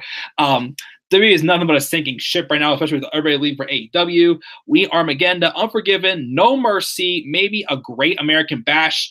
Although I've heard 2004's Great American Bash was awful, so not that one, but sure, I'll go for that. And yes, Sackdown, and also Jingle My Balls, or Jinder My Balls, if you wanted to call him, basically. Oh, man, yes. This is all the names I was calling Jinder Mahal and during that god-awful title reign for sure. But, yeah, but guys, thank you for stuff in the live chat. I'm sorry I kind of, stalled there with trying to show those photos from myself meeting Daniel Bryan, Kurt Angle, and AJ Styles so far. But only 3 superstars I've met, but hopefully I will meet a few more at WrestleMania in 2 months away exactly from today is WrestleMania. And I think we bought our Dan and I bought our access tickets this weekend also. So I think we're going, because they're actually having a session the Monday after. Because we're going to be going, I forgot what time the session is on that Sunday, but we're going to be out late night. The night afterwards, we're going to go to the Hall of Fame ceremony on Saturday night, and we're going to be out late afterwards, meeting up with one of Dan's friends and having some drinks and whatnot. Won't get too drunk, don't worry.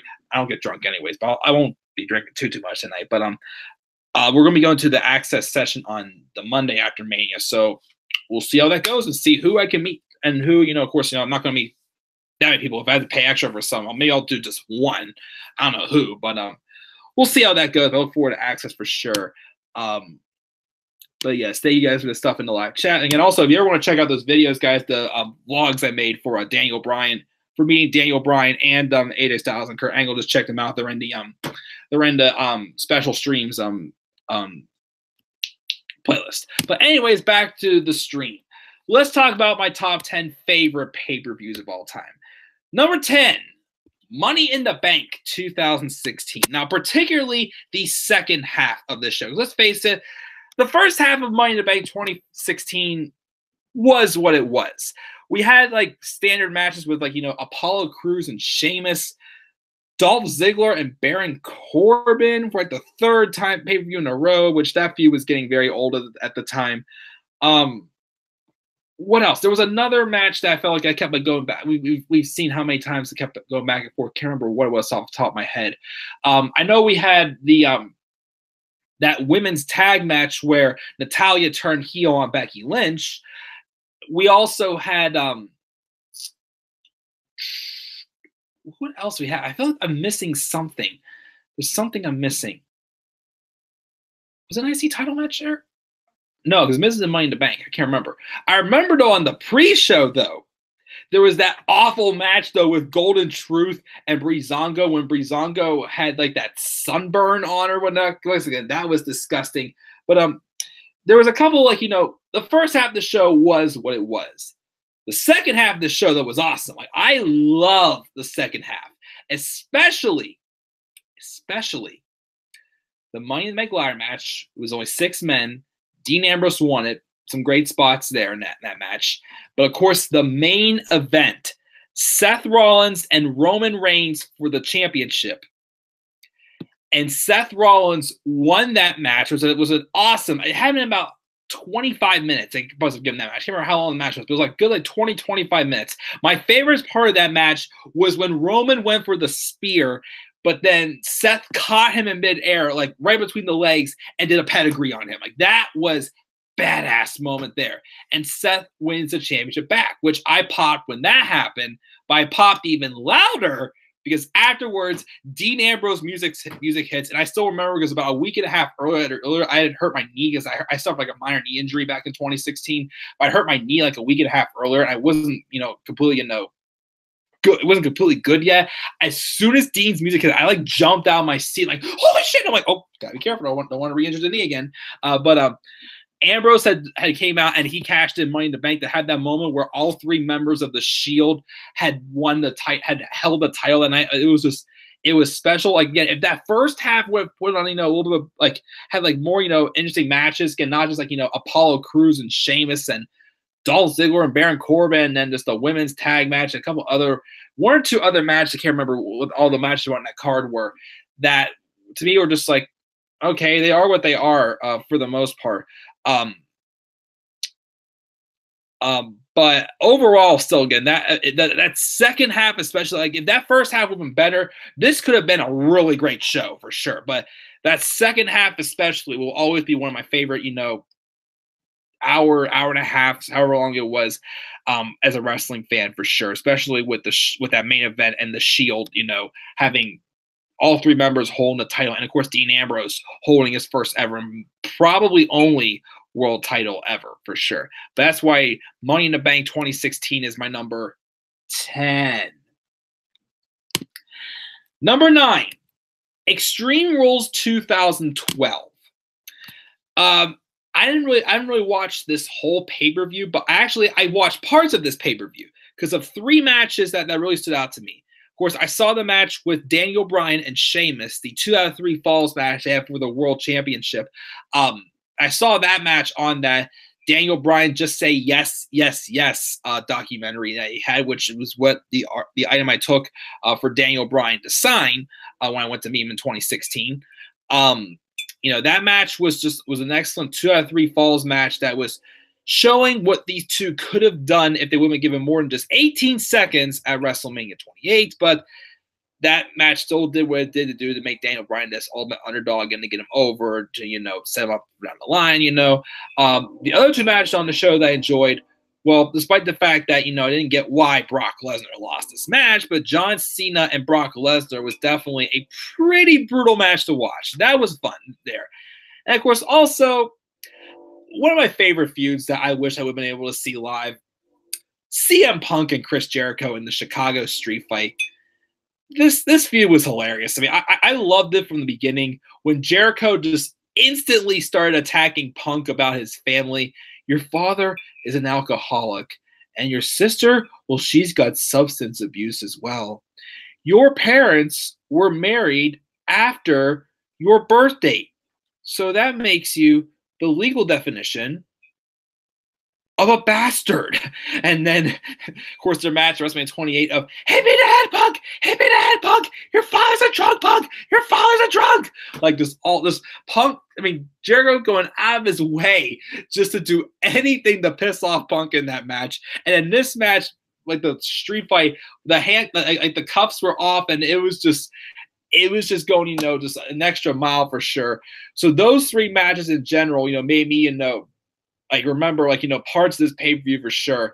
Now, I'd say my favorite Extreme Rules pay-per-view, though, it's an honorable mention. It would have to be Extreme Rules 2016. That was a great pay-per-view, I thought, also, because a lot of the stuff on that pay-per-view was pretty strong with, New Day and the Vaudevillains we had on that show. Even though it was a little too long, the Ambrose Asylum, the Asylum match, which was a little long, but I still appreciate it for what that was. To the main event with AJ Styles and Roman Reigns in that great Extreme Rules match. And of course, the big surprise at the end with Seth Rollins coming out. I popped big time when Rollins came out and attacked Roman. That was awesome as well. But I still gotta give a rub to Extreme Rules 2012 for being awesome as well. So my number 9 is Extreme Rules 2012. And once again, guys, hit me in the head, Punk! Hit me in the head! Your father's a drug, Punk! Your father's a drug! But that was my number 9. Number 8, NXT TakeOver Dallas. Now, again, as I said before, the first ever NXT pay-per-view I ever watched was NXT TakeOver Revenge. Again, I saw all of them ever since, except for TakeOver Respect. But this was the first pay-per-view that I had watched as I started watching NXT full-time. And it was, as usually it is anymore, to me, it was the true WrestleMania of WrestleMania weekend in 2016. This, in my opinion, is one of the best NXT takeovers for sure. Not the best one, though, because I might pick for the best one, which you will see later on in this list. This pay-per-view featured, some great matches from, Asuka winning the Women's Championship in a great match with Bayley. Told that great story there of, Bayley having all the heart in the world that she has, but Asuka being as dangerous as she was and undefeated, of course, as well. Going down, had that 523 or however long day title reign she had, and her long, 2.5-year undefeated streak. With all that happening, the Revival and American Alpha had that amazing tag team match where the Revival won the tag titles when they briefly held them until dropping them next pay-per-views. They're getting ready to move up to the main roster to, go downhill from there. But, that match was epic as well. That match, that one, I feel like there's something else I'm trying to, we had the main event with Finn Balor and Samoa Joe. That was freaking awesome as well. Tag titles, the women. I know there's that one. I know there's one other match besides the match, you're all waiting for me to talk about. We had Austin Aries and Baron Corbin, which was probably the weakest match on the card for sure tonight, but it was what it was. But of course, the biggest reason why I remember this pay-per-view for sure, Shinsuke Nakamura and Sami Zayn. Definitely a top match of the year contender for 2016. Again, it's one of those matches where, if you're not, like a diehard, New Japan fan or an ROH fan, if you've never seen any of these guys or anything of them at all before this moment, this was one of those matches that you learned exactly who this person is. And that's what happened with Shinsuke Nakamura. Him and Sami stole the show that night for sure. Just amazing counters, amazing near falls. It was the perfect way. It was like that passing the torch moment from Sami Zayn being that lovable baby face in NXT who was, moving to the main roster and competing at his first WrestleMania the following night, or that following Sunday. I can't remember if it was a Friday or Saturday, which that pay-per-view took place. And it was also the first NXT pay-per-view to take place WrestleMania weekend, I believe. Because I think that's around the time when they were starting to have pay-per-views, or NXT takeovers. They were starting to have them, during the Big 4, Big 5 weekends. But we had I made a swan song when Sami Zayn lost, the strongest he could have ever looked. Like he came out of the pay-per-view still looking strong despite taking that loss. But it was a hell of a match between Nakamura and Zayn. And it's one of the reasons why, to me, it's the second best takeover of all time, in my opinion. That being said, of course, Takeover Brooklyn 1, I still think is probably third best for sure in my list. But yeah, let's that was my thoughts on that. I lost train of thought there. I'm sorry. I had to Had a brain fart there. But that was my number 8, NXT TakeOver Dallas. Number 7, SummerSlam 2011. Very fun show, I gotta say. This show only had 6 matches on it, but it had some pretty strong action, I gotta say. With having Sheamus and Mark Henry, with, building up Mark Henry more in his, Hall of Pain dominance, to Daniel Bryan and Wade Barrett having, strong match. I'll give what it is. We had a decent 6-man tag team match opener. I think it was Del Rio and Awesome Truth taking on, I can't remember who the face tag team was, but just a good way, give the upcoming heels, some momentum going forward as well. I think we had a solid match also with Kelly and Beth Phoenix, but of course the 2 matches for sure that I really enjoyed watching this. Randy Orton and Christian in the no holds barred match for the world title was an awesome match for sure. Again, just put like I think they had one more match in a steel cage match like a few weeks after this on SmackDown, but an awesome match to a summer-long brutal feud with, of course, Christian, coming up with every little nitpick he can to do anything he can to keep that world title. To go as far as the month before at Money in the Bank when Randy Orton, snapped when Christian did anything he could to, test Orton's anger issues that got him to snap and just literally just start barking the hell off at Christian after Christian spit on him to him get disqualified, and that was the stipulation for the match that if Orton got disqualified, he could lose the championship. And this was basically, wasn't Orton completely kicking Christian's ass, but it was Christian getting all of his comeuppance, but at the same time, Christian still putting on a great performance in the ring as well. Of course, at the beginning of the match, Christian, he's got the whole world in his hands as he had Edge come out to be in his corner, but Edge was being honest, saying, first off, he's not been he's never going to be clear to compete again. And he was just telling a story about how he was so proud of Christian when he won the championship from him, even though he helped him at Extreme Rules earlier that summer. But then afterwards, he lost and he complained and complained and he, complained.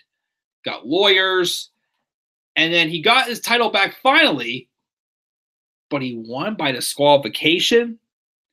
And that's when he said that he didn't know his best friend was a whining, complaining bitch, or whatever he said. He just dropped the microphone and walked out. And that was pretty much Christian went like, oh no, I'm doomed. And Orton come out. He's like, ha ha ha, this is even my moment here. And they put on a really great, brutal, no holds barred match for sure. And of course, the main event with John Cena and CM Punk title, WWE champion versus WWE champion. The undisputed champion was going to be crowned. And yes, Triple H missed the call with Cena's foot on the ropes, but Punk became champion. That's what said, of course, with the aftermath of Kevin Nash coming in and costing Punk, with Del Rio cashing in. And yes, even though, that whole storyline was meant just to transfer all of Punk's momentum onto Triple H, still did not work, as CM Punk still, would become WWE champion again later on that year at Survivor Series and go on that 434-day title reign. But still, it's one of my favorite pay-per-views I've ever watched for sure. That's why it is my number 7. SummerSlam 2011. Speaking of 2011, number 6, go back 1 month. Money in the Bank 2011. Man, oh man, like 2016, if it was just for, the lower card matches, were what they were. We had we had Kelly and Brie Bella, I think, for the Divas Championship here. We have Big Show and Mark Henry have a match here, I believe, also. Of course, the Money in the Bank matches with Alberto Del Rio winning. And, of course, the SmackDown Money in the Bank ladder match where Daniel Bryan won the briefcase, even though he wasn't booked too strong afterwards. So he had that big cash-in on the Big Show at TLC later on that year. We had that match as well. Of course, I talked about before the match with Randy Orton and Christian, where Christian was doing anything he can to piss off Orton. So he went as far as spitting in Orton's face to have him snap on him, because of course from everything that Christian had done, every little excuse that he had made for him to get one more match.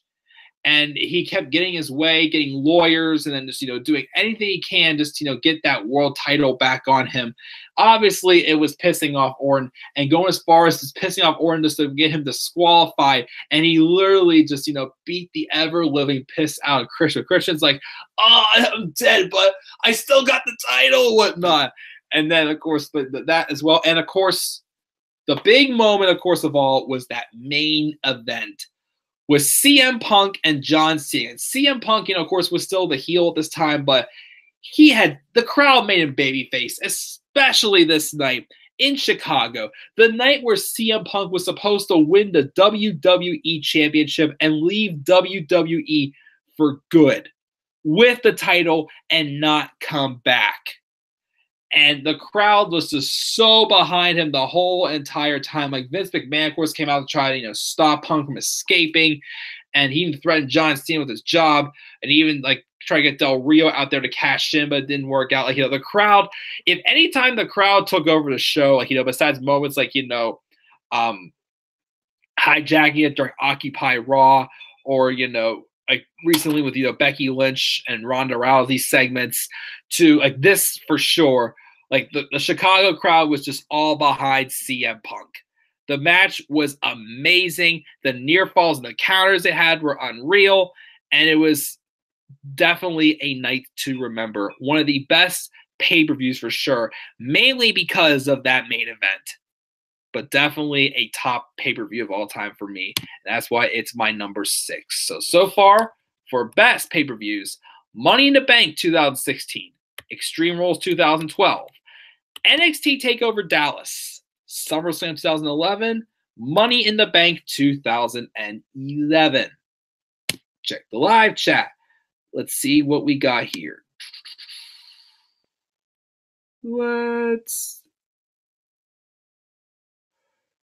see here. Let me see here. Let's hope WrestleMania 35 is good. I hope so. Mike, you need to really, really, really get drunk at least once in your life. Just kidding. You don't have to, of course. Getting drunk. I mean, I have a few drinks here and there whenever, I go out to with friends or whatever. But I don't drink that often. I just don't find it worth it. But I'm not gonna get drunk. Hey, I went to a bachelor party, a bachelor weekend for my cousin back in October, and I was the weakest drinker of all of them. But just my opinion. But you guys do what you want, of course. Let's see here. WWE is going to need some kind of miracle in order to save themselves for sure, such as a great WrestleMania. Are you going to take over too? I wish, but unfortunately, we had already booked our hotel and whatnot before they switched. Because we booked our hotel back in October because they had a big deal on the hotel we're going to be staying at, which is the New Yorker.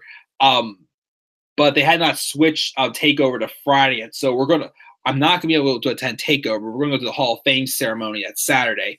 But we're going to watch TakeOver at my friend's house and then ride a megabus out to New York overnight. So unfortunately, I won't be able to make it. I wish I could go, but I'm not going to be able to make it to TakeOver. I heard some people very crazy today. People say Taker is going to AEW. That felt weird. That will never happen, I think. Tor says he's free for bookings. I don't know what to believe. Apparently, I thought I heard rumors he might be doing some bookings in the UK, I think. So I'm not sure what's going on with Taker for sure. Punk versus Jericho was one of Jalen's favorite feuds of 2012. CM Punk is the reason why I'm straight edge. Sweet. That voice is so sick, I swear. And that's really cool when someone has that much influence with a person for sure.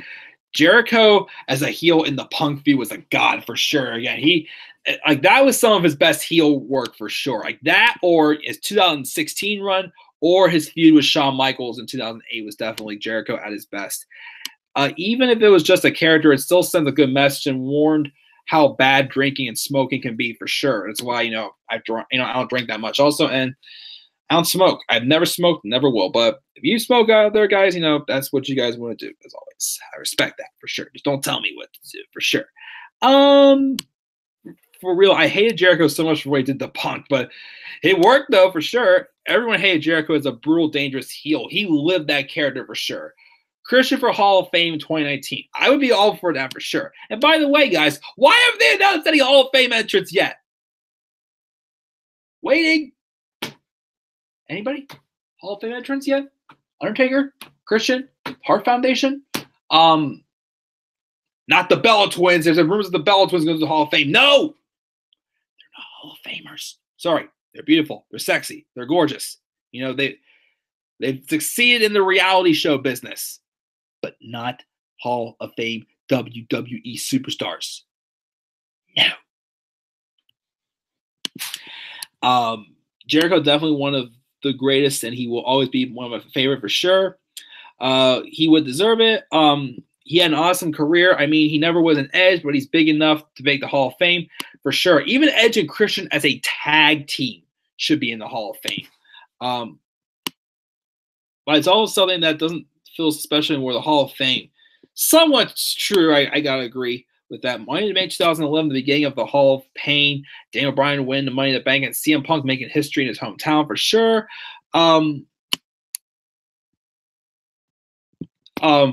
By the way, random comment. Did you hear that the Rowan spot in the recent Daniel Bryan story was supposed to be for Lars Sullivan? What? I didn't hear that. I mean, I kept hearing rumors that Lars Sullivan was supposed to face John Cena at WrestleMania. But he's supposed to be Daniel Bryan's intellectual peer. Nah, I would not have bought into that. I mean, Rowan with not being as, big of a name, I've kind of been able to be acceptable of it so far, but not Lars. Sorry, don't put him there. I feel he needs to be on his own. I did not hear about that. But today's rap and pop songs and pay-per-views themes suck. Rock and metal rules for sure. WWE needs metal for sure. I think WWE doesn't care about the Hall of Fame anymore, which is sad. Jay says that the Hart Foundation has been confirmed for the Hall of Fame this year. WWE just hasn't announced it, which I'd take that, especially with it being, right after Jim the Anvil Neidhart passed away, towards the end of last year. Sure, I'd be fine with the Hart Foundation getting in. Will probably be announced on Raw next week, which would be awesome. Lars is a good talker for sure. He's an intelligent monster, which means Brett will be the second ever two-time Hall of Famer, which he definitely deserves. So I like that. Sure, I'll take the Hart Foundation into the Hall of Fame. Thanks for letting us know about that, Jay. But to continue on here with the review, with the stream, we're almost done here, guys. My top 5. Now, actually, I want to double. I think I got this one correct here. Yeah. Number 5, SummerSlam 2002. I forgot to, just refresh my memory of what matches happened on the show, but I still think, again, this is one of the best SummerSlams for sure, especially, of course, the unsanctioned match with Triple H and Shawn Michaels being Shawn Michaels' first match back in WWE in over 4 years since he had that, at the time, career-ending back injury that kept him out for 4 years. But just have the match he did to prove that he still belonged in the WWE was definitely awesome. Trying to remember a couple other matches that happened on this show. I can't remember. Oh, man, I forgot to look it over. But I did remember putting this down. I remember enjoying this one for sure. But I apologize, guys. So if you guys remember any match from SummerSlam 2002, but definitely still one of my favorite SummerSlams I watched for sure. So that's number 4 on my list. That was kind of cheap. Number 5, I'm sorry. My number 4, though, is the best SummerSlam of all time, in my opinion. And as I've always said, the show that made me a full-time wrestling fan, SummerSlam 2013, though, is my number 4. Number 5 was 2002. Number 4 was SummerSlam 2013. Amazing show. With the exception of that Brie, Bella, and Natalya match. That kind of sucked. I'm sorry, but that match sucked. Rest of the show was pretty good. We had the opener, which was which match did open the show actually? I can't remember. I remember we got these matches. We got Damian Sandow and Cody Rhodes, which was a very good match, fresh to get on pay-per-view, definitely with a fresh view going. We had Christian and Alberto Del Rio in like a really, really underrated match for sure. Like a match of showed that, Christian didn't have that much longer left. So he was doing, as a babyface in a hero way this time, though, he was doing anything he could to win the title, and he came close so many times you could just, tasted it for sure. We also had on this show a mixed tag match wasn't too bad, with Dolph Ziggler and Caitlyn taking on Big E and AJ Lee, which that was good for what it was. But of course, two things for sure that makes this pay-per-view stand out to me. One, CM Punk and Brock Lesnar. Still one of my favorite matches. Again, when I went back and watched all the SummerSlams last year, and I watched that match again, I had chills. Just brought me back from memories of that night. Just appreciating like what this business is really all about. Having like a match like like a big star in Punk and Brock Lesnar, who another was obviously a big name at the time also, and still supposed to be is, but we don't like him anymore. Putting on like the perfect no disqualification match, having how many moments in that match where I thought CM Punk could have won that match. Like, even though watching that match a second time and like being more into into the product itself when I watched it the second time, like there were so many times I'm like, Punk could have won the match right there. He could have won that match. Like, it was so good that I literally, like, 4 years later was sitting, or 4 or 5 years later, was watching the match and saying they should have had a rematch. They should have had one more match, because it would have. Because think about this: the story there was that Paul Heyman turned on CM Punk because CM Punk was no Brock Lesnar at all, and he lost to Brock at SummerSlam. But then he had to go through Curtis Axel and Ryback to get to Paul Heyman. Really? Like, you had him face Axel at at Night of Champions. You had him face Ryback at Battleground. You should have had him beat his other two Heyman men, and instead of Punk and Ryback at Hell in a Cell, have it been Punk and Lesnar Hell in a Cell. And if Punk beats Lesnar, he got his hands on Paul Heyman. That's what it should have been, not Punk and freaking Ryback inside Hell in a Cell. Oh dear God, both their Hell in a matches they had. Hell in a Cell matches they had in 2012 and 2014 and 2013 sucked. Should have been that. And of course, the main event: John Cena and Daniel Bryan. The best versus the Beard. Triple H, special guest referee. Daniel Bryan wins the match, beating John Cena clean after having, a miraculous summer, out there to prove that he was not the weak link of Team Hell No. Obviously, the rise to the top, gaining even more popularity than he already had. The big hero, the hottest babyface, beats the best just for Randy Orton to come out to attempt to cash in, but then have an inside man. The man who showed that he wasn't being biased toward Daniel Bryan, but showing that he believed in him. Triple H. Turning heel for the first time since like 2006, I believe. Turning heel and costing Daniel Bryan a championship. Setting up, again, that moment there, that's the first thing I saw. I was like, wait a minute, like, why? Like, why would they do that? Why would they do that to this man who's worked his butt off to get here just for this? That's the moment right there where I was like, I got to see what happens next. And that is what made me want to watch wrestling more, is that moment right there. And it set the stakes for that epic moment at a WrestleMania we're going to talk about very shortly, that I still cannot believe that WWE almost did not go through. And if they did not go through with this WrestleMania, which is actually next, believe it or not, a great segue to number 3, WrestleMania 30, is my third favorite or best pay-per-view, in my opinion, of all time. This show, I felt like for the most part, everything was done right on this show. From, the tag team match on the pre-show, I think, the Usos retained over, I think it was Los Matadores, the Real Americans, and maybe the Brothers. I can't remember who the fourth tag team was. Oh no, it was Ryback. That's who it was. The Usos retained over those 4 teams. That's when the Real Americans split up, and then Cesaro entered the Andre the Giant, the first ever, and my opinion, the best Andre the Giant Memorial Battle Royale, where Cesaro won, that was awesome. Which should have given him a big singles push, did not though, unfortunately. To of course, Hulk Hogan, botching the Silver Dome. I'm sorry, this is the Superdome, brother. So that moment with him, Rock, and Stone Cold in the ring, which was epic.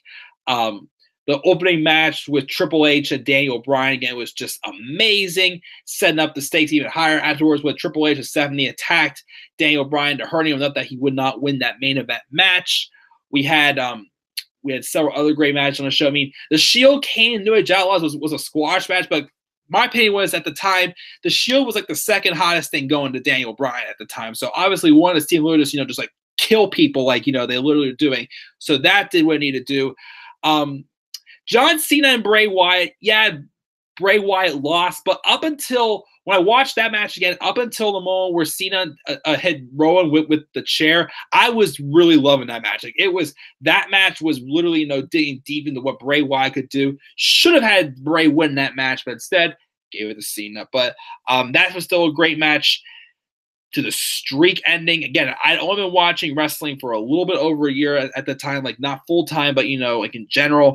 And I was even affected big time whenever that 3 count, literally the crowd, the house, Dan's house, we all went completely silent. Like I was in denial that was a 3 count. Like, no, he did not do that. And of course, yes, the match wasn't really that good, but it played into effect and, making Brock Lesnar into, a big deal as he would win the title at the end of that summer, which was a title reign that I accepted at the time. But his Universal title reigns, big time down, thumbs down. We also had that Vicky Guerrero's Battle Royal thing, which I wasn't big. That was what it was, and of course that main event. Again, it still cracks me up to this day that they were going to have Daniel Bryan face Sheamus like 5th on the card, like a 12-minute match. What was that going to do? If we would have done Orton and Batista, Bryan, Sheamus, Punk, and Triple H, and Bray Wyatt losing to John Cena, and the Undertaker dropping the Undertaker losing at WrestleMania. WrestleMania 30 would have been one of the saddest WrestleManias for sure to watch. But the miracle on Bourbon Street happens, and that triple threat match was just amazing. Literally amazing because, it was the 2 people that the Authority wanted in the main event of WrestleMania. To the Authority coming out and bringing Scott Armstrong, the crooked referee, out to try to do their bidding. To Daniel Bryan is literally just like taking out everyone. To Daniel Bryan getting taken out of the match with a nice little, combo finisher of the Batista bomb into an RKO on the table, which was awesome. To Daniel Bryan fight out that stretcher. And we'd seen him pin, Orton how many times. Just to see him, get Batista to tap out again. It was an unreal moment. And it truly was the miracle on Bourbon Street. I went nuts when Bryan won that championship. It was an unreal moment. And of course, a couple years ago, we thought that was like, the peak of his career. And then, he would, because that's when everything started, going downhill for him with his health and everything and retiring. But once again, as he said, fight for your dreams and your dreams will fight for you. And that amazing return speech he made last year on SmackDown, a week before SmackDown was in Pittsburgh, which I would have gotten tickets for that show to see Daniel Bryan back. But again, when they did that show the week before, they advertised, I think it was Bobby Roode and Randy Orton versus Jinder Mahal and Rusev for the following week. I'm like, nah, I'm not wasting my money because how bad SmackDown has been was at that time. But definitely, again, in my opinion, that WrestleMania is still, it's not the best. It's one of the best WrestleManias in my opinion, but it's still not the best. But it's still, in my personal opinion, still my favorite WrestleMania of all time for sure. That is why it is my number 3. My number 2, again, this would have been my number 1. But I didn't put my number 1 because I didn't see this live. When I went back, though, and I watched this show, though, people kept saying this is the best pay-per-view, best WrestleMania of all time. Gotta say it was. WrestleMania 17 had a lot of amazing moments in this pay-per-view for sure. From the match with Shane McMahon and Vince McMahon, that great street fight there. I believe we had, was it Shawn Michaels and Undertaker won at WrestleMania, or is this Triple H and Undertaker at WrestleMania? That, a couple other stuff, and of course the greatest main event all time in WrestleMania history with The Rock and Stone Cold. Their second match, at WrestleMania, which I still feel is the best between the three of them. They had at 15, 17, and 19. This one for sure takes the cake as the best one for me, in my opinion. And it's been a while since I watched the show. I can't remember everything, but with it being, considered the best, I had to put it on top of one of the best. But I can't give my number one because, again, I'm a little fuzzy on where I'll have him. But again, I watched the show, but WrestleMania 17, that was my number two. My number one, NXT TakeOver New Orleans, is my number one. I'm sorry, I kind of rushed. I'm getting kind of tired. I've been here for over 2 hours, but I just wanted to keep this moving. But my number one is NXT TakeOver New Orleans last year. My opinion, the best pay-per-view I've ever watched, in my opinion. Everything on this show had something to it. There's something absolutely special to it. I'm trying to remember it all that happened here. I remember 4 of the 5 matches. I'm getting brain. Oh, idiot. I remember all now. From that opening ladder match with, a bunch of, stacked talent, like veterans of NXT, such as Velveteen Dream, Lars Sullivan, and Killian Dane, to and Adam Cole also, to the newcomers of EC3 and Ricochet. Again, just all that talent showcase in that amazing ladder match where the first to crown the first ever NXT North American champion was amazing. The match with Shayna Baszler and Ember Moon was great as well, with having Shayna Baszler winning her first NXT Women's Championship, to the triple threat tag team match with the shocker of Roderick Strong turning heel on Pete Dunne and joining the Undisputed Era, which was amazing. That there.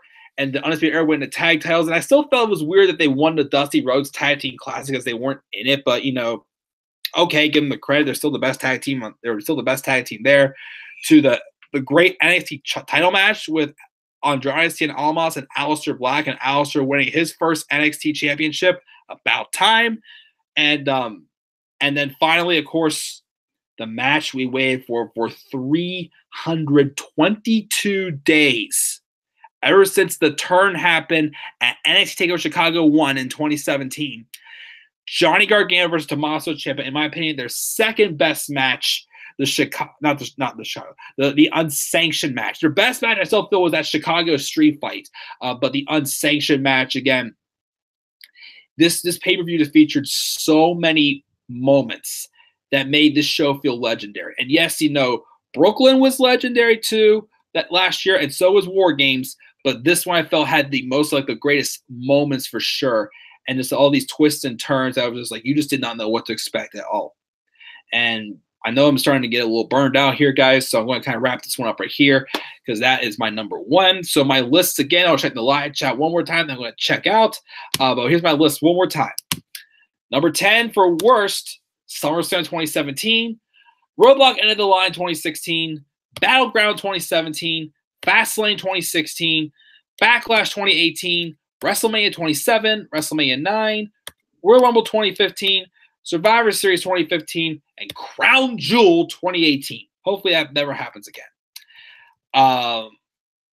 For best, Money in the Bank 2016, Extreme Rules 2012, NXT TakeOver Dallas, SummerSlam 2011, Money in the Bank 2011, SummerSlam 2002, SummerSlam 2013, WrestleMania 30, WrestleMania 17, and NXT TakeOver New Orleans. And again, I'm sorry I didn't talk so much about WrestleMania 17, 2002, but I literally, I remembered them, but I just had a little bit like a brain fart, so I had to just refresh my memory a little bit. But I forgot them before I watched the show. But that's my list, guys. And I'm going to check the live chat one time. I'm starting to get tired, so I will check the live chat and see what we got here.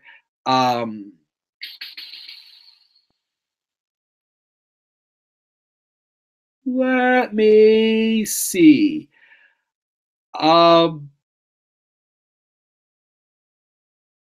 Where was I at?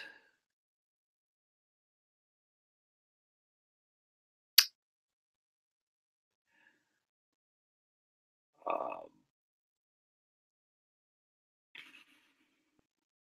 I think right here. I think right here. Yeah. No, WWE has not released Lars. Again, he's dealing with the anxiety attacks, which could hurt the way WWE looks at him for sure. They scrapped his match against him and Cena, which was the right thing to do. Which I agree. I feel if Cena does have a match at Mania, it should be with McIntyre, which I'm going to probably put that in my WrestleMania card. He wouldn't be able to deal with that Mania spot for sure. SummerSlam 2 had Rock and Brock. Remember that now. And HBK Triple H was awesome as well. Lars winning the Battle Royal Mania. I'd be fine with that. If his mental state is okay by that time, of course, which, we're concerned about as well. Punk and Lesnar and CM Bryan were great. Ironically, both were Dave versus Goliath, but they were still awesome for sure. Lesnar was kind of ruined at that point because he lost Triple H twice before that match. But when he faced Punk, it was just a complete new reset for him, which is kind of true in that point as well. I still laugh at the JD profile pick. It's so ironic, man. And this is the start of the biggest storyline of the past 10 years, the Yes Move versus the Authority, for sure, Jay. Again, the storyline that I definitely gonna be a wrestling fan. Another random, Tori Wilson is greater than Kelly. I'd say so, maybe. Jay says that Authority Orton was the worst Orton. Either that or babyface Orton recently. The last babyface run he had was his worst for sure. Corporate Kane, don't remind me of Corporate Kane, please, Jalen.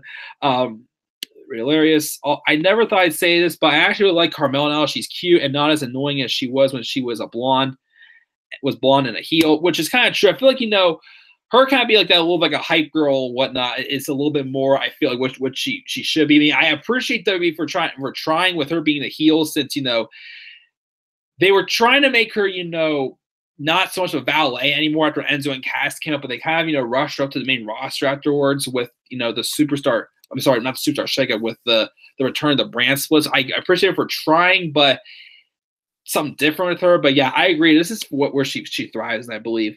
I hate that they had. I hate that they had Sting lose his only 2 pay-per-view matches. What was the point of even having him show up? For sure, again, that was stupid. Again, he should have at least won against Triple H. He should have at least won that. I don't know why they had him lose with Triple H. It was absolutely stupid. Still a great match though. Cena versus Wyatt had some great storytelling. Yes, Wyatt obviously should have won. It's like JD is watching us in the chat. Oh boy, no worries. Bray Wyatt killed by Cena. Rusev killed by Cena. The list goes on and on. Bryan running through Evolution one night and becoming WWE champion is definitely a top 5 WrestleMania moment for sure. Half the roster killed by Cena. Bring out that shovel, guys. 30 and 31 were Jalen's top favorite WrestleManias in the PG era, especially 31 since it was on his 15th birthday. Nice. And the first time he got the WWE Network. Best birthday present ever, which you were in for a nice treat, especially with Seth cashing in at the end, which is awesome. Still think it should have been Bryan and Orton 2 out of 3 Falls match. Batista should have returned the next night, which I would have been okay with that. The problem, though, is 1, we had seen Bryan and Orton already enough over the past, 9 months. And 2, I do like how they kind of, had, the guys that Triple H wanted to be in the match and having someone we wanted to be in the match added. And so I guess I kind of sort there. But Orton and Bryan 2 out of 3 Falls, I could have got behind that, too. Jalen still doesn't like Carmel, but that's not much used to. Now I feel old again. We all feel old now. You're probably the youngest one here, Jalen. You're like what? Yeah, 19. Yeah, I'm 25 and Larry's 26. I'll be 26 in September. It's a top 10 because Raven nearly killed the biggest pay-per-view of all time by driving a golf cart into the main power line, which still cracks me up to this day. Oh my goodness. This Rebel Heart finally got his revenge on the Black Heart that day. I popped so loud. Oh, for sure. But the Black Heart then consumed the Rebel Heart. So now where are we going there? JLB 19 next month. Nice. You're definitely probably the youngest in this chat here because I'm 25. Larry's probably the oldest as of now, as far as I know. It's a shame Oh wait, hold on. I missed my live chat jolted. So we're with Mark saying it's a shame that a takeover next takeover is always better than the main roster pay-per-views. Exactly, but I expect it right now, and I love when it does that. It shows definitely how much of frauds they are at top. Let's see here. Mike, I'm so proud of you. You said Andrade Cien Almas always have been and always will be Andrade Cien Almas for sure. By the way, one more thing, Mike, I forgot to tell you. Royal Rumble was crazy because of one particular thing. You did that crazy dance in the Rumble prediction thing. I had to. The song was catchy. I loved it. I mean, I know it was more pop and not metal or rock, but that was still a catchy song. Again, guys, when the right song's playing, you got to watch out. I got the moves going, except for at my cousin's wedding back in December, I did the worm. Like it was that time when everybody's circled around and people like get pulled to do dance moves. I did like an epic worm and I killed it. It was awesome. Then my dad steals the spotlight because he does a somersault and everybody's like shocked. Like, what's a 58-year-old man doing a somersault for? But he stole my moment there. He took my moment. Was he trying to say there anything you can do? I can do better.